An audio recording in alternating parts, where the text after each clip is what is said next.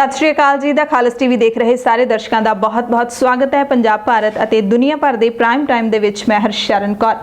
Prime time bulletin दे विच गल करांगे पंजाब दे विच धरने मुजारे हुए। पंजाब दा अज दा पूरा दिन ही रोस मुजारियां दे नाम रहा। सियासी पार्टियां रोस मुजारे कर रही ने। पंजाब दे विच मुलाजम वर्ग ने रोस मुजारे कीते, किसान भी सड़कों के उत्ते उतरे, पर इन्हां रोस मुजारियां दा कोई हल निकलूगा भी कि नहीं, ये बहुत वड्डा सवाल है, अहम सवाल है, क्योंकि ये नहीं कि अज लोग धरने प्रदर्शन कर रहे ने। कई सालों तो लोग सड़कों के उत्ते इस तरह निकलते हैं, पर जिहड़ियां सरकारां ने वो कदे कदे सिर्फ दावे ने, जिहड़े वादे ने वो करके धरने चुकवा दिते जांदे ने, पर मंगां ने जिहड़ियां हकीकी तौर ते बहुत ही घट पूरीआं होंदियां ने। कॉलेजां ते यूनीवर्सिटियां दे विद्यार्थियों के पेपरां दे नाल जुड़ी अहम खबर दसांगे। भारत दीआं खबरां दे विच भी एक पश्चिमी बंगाल दी सांसद मैंबर दी निडरता की गल दसांगे। उसकी निडरता के चारे पासे चर्चे क्यों हो रहे ने। पूरी दुनिया दीआं खबरां दे विच भी कैनेडा तो अहम खबर है, अमेरिका तो भी अहम खबर है, सारियां खबरां सुणावांगे। पहलां तुहानूं कोरोना वायरस की अपडेट दस दिंदे आ। पंजाब की गल कर लईए तां 10 अगस्त नूं यानी कि अज पंजाब दे विच 20 मौतां दर्ज कीतीआं गईआं ने, जिस दे नाल पंजाब दे विच मौतां दी गिणती 600 तो पार हो चुकी है, 604। जे मरीज़ां दी गिणती देख लीए तां एक दिन दे विच अज पॉजिटिव मरीज़ 988 नवे आए ने, जिस दे नाल कुल पॉजिटिव मरीज़ 24,899 हो गए ने ते इन्हां विचों 15,735 मरीज़ ठीक भी हो चुके ने ते एक्टिव मरीज़ हुण पंजाब दे विच 8,550 हो गए ने। ऑक्सीजन सपोर्ट ते 129 जणे ने, क्रिटिकल हालत दे विच 22 मरीज़ ने। सो पंजाब दे सब तो वध जिला जे कह दईए प्रभावित है तो वह लुधियाना है, जिहदे विच 2000 तो भी वध चुकी है एक्टिव मरीज़ां दी गिणती। कुल तां 5400 तो भी वध हैगी है, जिहदे विचों 3165 ठीक हो चुके ने ते लुधियाना दे विच ही सब तो वध मौतां 178 मौतां होईयां ने।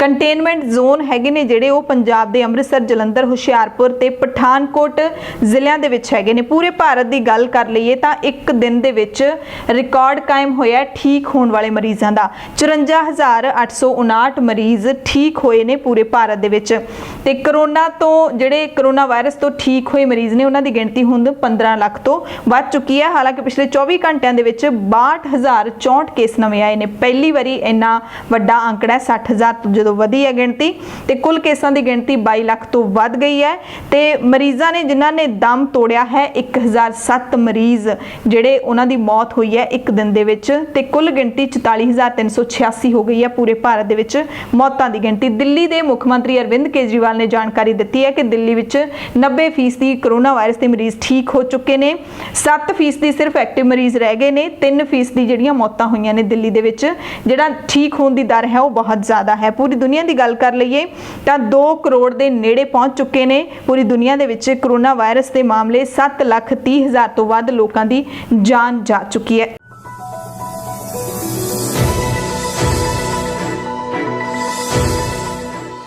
पंजाब ਦੀਆਂ खबरां ਦੇ विस्तार तो पहला मौसम की गल जरूर कर लैंदे आ कि 11 अगस्त ਨੂੰ मौसम किवें रहेगा। 11 अगस्त ਨੂੰ पंजाब ਦੇ ਵਿੱਚ ਵੱਧ ਤੋਂ ਵੱਧ तापमान 34 डिग्री ਤੇ घੱਟ ਤੋਂ घੱਟ 26 डिग्री रहने का अनुमान दिता मौसम विभाग ने। मोहाली, लुधियाना, फिरोजपुर, गुरदासपुर, बठिंडा, पटियाला, रूपनगर, जलंधर, हुशियारपुर, मुक्तसर, पठानकोट, फरीदकोट, मानसा, फाजिलका, कपूरथला, संगरूर, मोगा, बरनाला, अमृतसर इत्थे सारा दिन बदलवाई छाए रहने की संभावना है। तो जे 10 अगस्त की गल कर लीए तो 10 अगस्त नूं भी पंजाब दीआं कई थावां दे उत्ते मींह पिया। जलंधर दे विच तां बहुत ही ज़्यादा मींह पिया। सड़कां जिहड़ियां ने वो छप्पड़ां दा रूप धारण कर गईआं सी, इन्ना इन्ना पानी उत्थे खड़ गया सीगा। मोहाली दे विच भी मींह पिया। मोहाली दे नाल लगदे चंडीगढ़ अते पंजाब दे कई हिस्सिਆਂ दे विच मींह पिया। 11 अगस्त नूं भी किते ना किते मींह पै सकदा है, क्योंकि मौसम विभाग दे सिर्फ अंदाजे हुंदे ने। कई बारी मौसम दा अंदाजा होर हुंदा है, पर मौसम जिहड़ा ओह होर दिखदा हुंदा है हकीकत दे विच। पंजाब दीआं खबरां दे विस्तार दे विच सब तो पहला 10 अगस्त नूं जो कुछ होया पंजाब दे विच ओह दसदे आ कि सिर्फ ते सिर्फ धरनिਆਂ दे नाम ही पंजाब दा इह दिन रहा है। सारियां सियासी पार्टियां दे वल्लों धरने दिते गए कांग्रेस नूं छड्ड के, क्योंकि कांग्रेस सत्ता दे विच है। जिहड़ी भी पार्टी सत्ता दे विच हुंदी है ओह कदे भी धरने नहीं दिंदी। आपस दे विच ਉਹਨਾਂ ਦੇ ਲੀਡਰਾਂ 'ਚ ਥੋੜੀ ਬਹੁਤੀ ਨੋਕ-ਝੋਕ ਹੁੰਦੀ ਰਹਿੰਦੀ ਹੈ, ਪਰ ਲੋਕਾਂ ਦੇ ਨਾਲ ਰਲ ਕੇ ਕਦੇ ਵੀ ਕੋਈ ਸੱਤਾ ਧਿਰ ਹੈਗੀ ਹੈ ਜਿਹੜੀ ਉਹ ਧਰਨਾ ਪ੍ਰਦਰਸ਼ਨ ਨਹੀਂ ਕਰਦੀ। ਵਿਰੋਧੀ ਧਿਰਾਂ ਨੇ ਧਰਨੇ ਪ੍ਰਦਰਸ਼ਨ ਕੀਤੇ ਨੇ। ਸ਼੍ਰੋਮਣੀ ਅਕਾਲੀ ਦਲ, ਬੀਜੇਪੀ, ਇਹ ਦੋਵੇਂ ਭਾਈਵਾਲ ਪਾਰਟੀਆਂ ਨੇ। ਜਿਹੜੀ ਲੋਕ ਇਨਸਾਫ ਪਾਰਟੀ ਹੈ ਉਹਨੇ ਕਿਸੇ ਹੋਰ ਮੁੱਦੇ ਨੂੰ ਲੈ ਕੇ ਧਰਨਾ ਪ੍ਰਦਰਸ਼ਨ ਕੀਤਾ। ਤੇ ਅਸੀਂ ਸਭ ਤੋਂ ਪਹਿਲਾਂ ਗੱਲ ਕਰਾਂਗੇ ਕਿਸਾਨਾਂ ਦੀ। ਮੁਲਾਜ਼ਮਾਂ ਨੇ ਵੀ ਧਰਨੇ ਪ੍ਰਦਰਸ਼ਨ ਕੀਤੇ ਨੇ 10 ਅਗਸਤ ਨੂੰ। ਕਿਸਾਨਾਂ ਨੇ ਜਿਹੜੇ ਕੇਂਦਰ ਸਰਕਾਰ ਨੇ ਖੇਤੀ ਆਰਡੀਨੈਂਸ ਪਾਸ ਕੀਤੇ ਨੇ ਨਵੇਂ, ਉਹਨਾਂ ਦੇ ਖਿਲਾਫ ਤੇ ਬਿਜਲੀ ਸੋਧ ਬਿੱਲ ਜਿਹੜਾ ਆਉਣਾ ਹੈ ਉਹਦੇ ਖਿਲਾਫ ਧਰਨੇ ਪ੍ਰਦਰਸ਼ਨ ਕੀਤੇ। ਸੂਬੇ ਭਰ ਦੇ ਵਿੱਚ ਸਾਰੇ ਵਿਧਾਇਕਾਂ ਦੇ ਘਰਾਂ ਦੇ ਘਿਰਾਓ ਦਾ ਐਲਾਨ ਕੀਤਾ ਸੀ ਕਿਸਾਨਾਂ ਨੇ। ਸੜਕਾਂ ਦੇ ਉੱਤੇ ਉਤਰੇ, ਵੱਖ-ਵੱਖ ਤਰੀਕਿਆਂ ਦੇ ਨਾਲ ਮੋਟਰਸਾਈਕਲਾਂ ਤੇ ਜਾਂ ਫਿਰ ਪੈਦਲ ਜਾਂ ਸਾਈਕਲਾਂ ਤੇ ਵੱਖੋ ਵੱਖਰੇ ਤਰੀਕਿਆਂ ਦੇ ਨਾਲ ਕਿਸਾਨਾਂ ਨੇ ਰੋਸ ਪ੍ਰਦਰਸ਼ਨ ਕੀਤਾ। ਪੰਜਾਬ ਭਰ ਦੇ ਵਿੱਚ 10 ਕਿਸਾਨ ਜਥੇਬੰਦੀਆਂ ਦੀ ਅਗਵਾਈ ਦੇ ਵਿੱਚ ਸਾਰੇ ਵਿਧਾਇਕਾਂ ਨੂੰ ਮੰਗ ਪੱਤਰ ਸੌਂਪੇ ਗਏ। ਕੇਂਦਰ ਸਰਕਾਰ ਤੇ ਪੰਜਾਬ ਸਰਕਾਰ ਖਿਲਾਫ ਸਾਰੇ ਕਿਸਾਨਾਂ ਨੇ ਜੰਮ ਕੇ ਨਾਅਰੇਬਾਜ਼ੀ ਕੀਤੀ। ਤੇਲ ਦੀਆਂ ਲਗਾਤਾਰ ਵੱਧ ਰਹੀਆਂ ਕੀਮਤਾਂ ਨੂੰ ਵੀ ਮੁੱਦਾ ਬਣਾਇਆ ਇਸ ਰੋਸ ਪ੍ਰਦਰਸ਼ਨ ਦਾ। ਫਰੀਦਕੋਟ ਦੇ ਵਿੱਚ ਕਿਸਾਨ ਮੋਟਰਸਾਈਕਲਾਂ ਤੇ ਸਵਾਰ ਹੋ ਕੇ ਪਹਿਲਾਂ ਰੋਸ ਮਾਰਚ ਕੱਢਿਆ ਤੇ ਫਿਰ ਮੋਦੀ ਸਰਕਾਰ ਮੁਰਦਾਬਾਦ ਦੇ ਜੰਮ ਕੇ ਨਾਅਰੇ ਲਾਏ ਤੇ ਸਿੱਧਾ ਵਿਧਾਇਕ ਕੁਸ਼ਲਦੀਪ ਸਿੰਘ ਢਿੱਲੋਂ ਨੂੰ ਮੰਗ ਪੱਤਰ ਸੌਂਪਣ ਦੇ ਲਈ ਉਹਨਾਂ ਦੀ ਕੋਠੀ ਵੱਲ ਵਧੇ। ਮਾਨਸਾ, ਬਠਿੰਡਾ, ਮੋਗਾ, ਗੁਰਦਾਸਪੁਰ ਤੇ ਪਟਿਆਲਾ ਦੇ ਵਿੱਚ ਵੀ ਰੋਸ ਮਾਰਚ ਕੱਢੇ ਗਏ। ਬਠਿੰਡਾ ਤੇ ਪਟਿਆਲਾ ਵਿੱਚ ਕਿਸਾਨਾਂ ਤੇ ਪੁਲਿਸ ਦੀ ਜੰਮ ਕੇ ਧੱਕਾ ਮੁੱਕੀ ਹੋਈ ਤੇ ਇਹਨਾਂ ਦੋਵੇਂ ਜ਼ਿਲ੍ਹਿਆਂ ਦੇ ਵਿੱਚ ਪੁਲਿਸ ਨੇ ਕਾਰਵਾਈ ਕਰਦਿਆਂ ਕਿਸਾਨਾਂ ਨੂੰ ਹਿਰਾਸਤ ਦੇ ਵਿੱਚ ਵੀ ਲਿਆ। ਰੋਸ ਪ੍ਰਦਰਸ਼ਨ ਦੌਰਾਨ ਕਿਸਾਨਾਂ ਨੇ ਚੇਤਾਵਨੀ ਦਿੱਤੀ ਕਿ ਜਦੋਂ ਤੱਕ ਸਰਕਾਰ ਇਹਨਾਂ ਆਰਡੀਨੈਂਸਾਂ ਨੂੰ ਵਾਪਸ ਨਹੀਂ ਲੈਂਦੀ ਜਿਹੜੇ ਕਿ ਕਿਸਾਨ ਵਿਰੋਧੀ ਨੇ, ਉਦੋਂ ਤੱਕ ਸਾਡਾ ਵਿਰੋਧ ਜਾਰੀ ਰਹੇਗਾ। ਦਾਅਵਾ ਵੀ ਕੀਤਾ ਕਿ ਅਸੀਂ ਖੇਤੀ ਆਰਡੀਨੈਂਸਾਂ ਨੂੰ ਕਿਸੇ ਵੀ ਹਾਲਤ ਦੇ ਵਿੱਚ ਪਾਸ ਨਹੀਂ ਹੋਣ ਦੇਵਾਂਗੇ। ਕਿਸਾਨ ਕਹਿੰਦੇ ਨੇ ਕਿ ਸਰਕਾਰ ਦਾ ਇਹ ਮੰਡੀਕਰਨ ਨੂੰ ਤੋੜਨ ਵੱਲ ਖਾਸ ਕਦਮ ਹੈ। ਇਸ ਦੇ ਨਾਲ ਕਿਸਾਨੀ ਰੁਲ ਜਾਵੇਗੀ, ਬਰਬਾਦ ਹੋ ਜਾਏਗੀ। ਪੰਜਾਬ ਦੇ ਸਾਰੇ ਵਿਧਾਇਕਾਂ ਨੂੰ ਮੰਗ ਪੱਤਰ ਸੌਂਪ ਕੇ ਉਹਨਾਂ ਨੇ ਮੰਗ ਕੀਤੀ ਹੈ ਕਿ ਆਉਂਦੇ ਵਿਧਾਨ ਸਭਾ ਸੈਸ਼ਨ ਦੇ ਵਿੱਚ ਇਹਨਾਂ ਆਰਡੀਨੈਂਸਾਂ ਦੇ ਖਿਲਾਫ ਮਤਾ ਲਿਆਂਦਾ ਜਾਵੇ। ਸਾਰੇ ਵਿਧਾਇਕਾਂ ਦੇ ਵੱਲੋਂ ਜਲੰਧਰ ਤੋਂ ਕਾਂਗਰਸੀ ਵਿਧਾਇਕ ਪ੍ਰਗਟ ਸਿੰਘ ਨੇ ਪੂਰਾ ਭਰੋਸਾ ਵੀ ਦਿਵਾਇਆ ਕਿ ਉਹ ਇਸ ਦੀ ਮੰਗ ਜ਼ਰੂਰ ਚੱਕਣਗੇ। ਕਈ ਹੋਰ ਵਿਧਾਇਕਾਂ ਨੇ ਵੀ ਭਰੋਸਾ ਦਿੱਤਾ। ਸਿਸਟਮ ਤੋਂ ਤੰਗ ਆਏ ਕਿਸਾਨਾਂ ਨੇ ਚੇਤਾਵਨੀ ਦਿੱਤੀ ਹੈ ਸਰਕਾਰ ਨੂੰ ਕਿ ਜੇਕਰ ਸਾਰੇ ਪੰਜਾਬ ਦੇ ਵਿਧਾਇਕ ਔਖੀ ਘੜੀ ਵਿੱਚ ਕਿਸਾਨਾਂ ਦੇ ਹੱਕ ਵਿੱਚ ਆਵਾਜ਼ ਨਹੀਂ ਚੁੱਕਦੇ ਤਾਂ ਅਸੀਂ ਇਹਨਾਂ ਨੂੰ ਪਿੰਡਾਂ ਦੀਆਂ ਸੱਥਾਂ ਦੇ ਵਿੱਚ ਵੜਨ ਨਹੀਂ ਦੇਵਾਂਗੇ। ਹੁਣ ਜ਼ਹਿਰੀਲੀ ਸ਼ਰਾਬ ਦੇ ਮਸਲੇ ਦੀ ਗੱਲ ਕਰ ਲੈਂਦੇ ਆ। ਕੁਝ ਖਬਰਾਂ ਇਸ ਨਾਲ ਸੰਬੰਧਿਤ ਦਿਖਾਵਾਂਗੇ, ਫਿਰ ਇਹ ਵੀ ਦੱਸਾਂਗੇ ਕਿ ਕੈਪਟਨ ਸਾਹਿਬ ਹੁਣ ਇਸ ਮਸਲੇ ਦੇ ਵਿੱਚ ਘਿਰੇ ਕਿਵੇਂ ਹੋਏ ਨੇ, ਉਹ ਵੀ ਆਪਾਂ ਚਰਚਾ ਕਰਾਂਗੇ। ਸਭ ਤੋਂ ਪਹਿਲਾਂ ਚੰਡੀਗੜ੍ਹ ਦੇ ਵਿੱਚ ਸ਼੍ਰੋਮਣੀ ਅਕਾਲੀ ਦਲ ਦਾ ਚੌਥਾ ਦਿਨ ਸੀ ਲਗਾਤਾਰ 10 ਅਗਸਤ ਨੂੰ, ਜਦੋਂ ਰਾਜ ਭਵਨ ਘੇਰਨ ਦੀ ਕੋਸ਼ਿਸ਼ ਕੀਤੀ।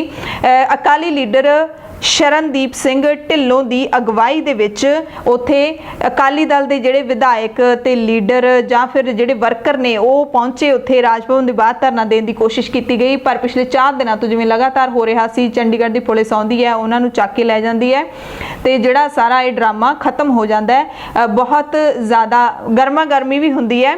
ਸ਼ਰਨਜੀਤ ਸਿੰਘ ਢਿੱਲੋਂ ਦੇ ਸਮੇਤ ਸਾਰੇ ਜਿਹੜੇ ਅਕਾਲੀ ਪ੍ਰੋਟੈਸਟ ਕਰ ਰਹੇ ਸੀ ਉਹਨਾਂ ਨੂੰ ਘੜੀਸ ਕੇ ਪੁਲਿਸ ਨੇ ਬੱਸਾਂ ਦੇ ਵਿੱਚ ਸੁੱਟਿਆ। ਸਾਰੀਆਂ ਤਸਵੀਰਾਂ ਨੇ ਜਿਹੜੀਆਂ ਉਹ ਦਿਖੀਆਂ ਨੇ, ਉਹਨਾਂ ਦੇ ਵਿੱਚ ਸਾਹਮਣੇ ਆਇਆ ਕਿ ਆਖਰੀ ਦਿਨ ਸੀ ਅਕਾਲੀ ਦਲ ਦੇ ਰੋਸ ਪ੍ਰਦਰਸ਼ਨ ਦਾ ਜ਼ਹਿਰੀਲੀ ਸ਼ਰਾਬ ਦੇ ਮਸਲੇ ਦੇ ਉੱਤੇ ਤੇ ਆਖਰੀ ਦਿਨ ਚੰਡੀਗੜ੍ਹ ਪੁਲਿਸ ਨੇ ਕਾਫੀ ਸਖਤੀ ਦਿਖਾਈ ਹੈ। ਸ਼ਰਨਜੀਤ ਸਿੰਘ ਢਿੱਲੋਂ ਨੇ ਕਿਹਾ ਕਿ ਕਾਂਗਰਸ ਸਰਕਾਰ ਸੀਬੀਆਈ ਜਾਂਚ ਤੋਂ ਕਿਉਂ ਡਰਦੀ ਹੈ, ਅਸੀਂ ਇਸ ਮਸਲੇ ਦੇ ਉੱਤੇ ਸੀਬੀਆਈ ਜਾਂਚ ਦੀ ਮੰਗ ਕਰਦੇ ਹਾਂ। 11 ਅਗਸਤ ਨੂੰ ਅਕਾਲੀ ਦਲ ਨੇ ਕਾਂਗਰਸ ਪ੍ਰਧਾਨ ਸੋਨੀਆ ਗਾਂਧੀ ਦੀ ਦਿੱਲੀ ਰਿਹਾਇਸ਼ ਘੇਰਨ ਦਾ ਵੀ ਐਲਾਨ ਕੀਤਾ ਸੀ, ਪਰ ਇਸ ਨੂੰ ਮੁਲਤਵੀ ਕਰ ਦਿੱਤਾ ਹੈ ਅਕਾਲੀ ਦਲ ਨੇ, ਕਿਉਂਕਿ 15 ਅਗਸਤ ਨੂੰ ਜਿਹੜੇ ਸੈਲੀਬ੍ਰੇਸ਼ਨ ਹੋਣੇ ਨੇ ਸੁਤੰਤਰਤਾ ਦਿਵਸ ਨੂੰ ਲੈ ਕੇ, ਉਸ ਦੇ ਮੱਦੇਨਜ਼ਰ ਇਹਨਾਂ ਨੇ ਪ੍ਰਦਰਸ਼ਨ ਹੈ ਜਿਹੜਾ ਇਹ ਮੁਲਤਵੀ ਕੀਤਾ ਹੈ। ਜ਼ਹਿਰੀਲੀ ਸ਼ਰਾਬ ਦੇ ਮਸਲੇ ਦੇ ਉੱਤੇ ਬੀਜੇਪੀ ਨੇ ਵੀ ਰੋਸ ਪ੍ਰਦਰਸ਼ਨ ਕੀਤਾ। ਵੱਖ-ਵੱਖ ਸ਼ਹਿਰਾਂ ਅੰਮ੍ਰਿਤਸਰ, ਫਿਰੋਜ਼ਪੁਰ ਤੇ ਸੰਗਰੂਰ ਦੇ ਵਿੱਚ ਰੋਸ ਪ੍ਰਦਰਸ਼ਨ ਕੀਤੇ ਗਏ।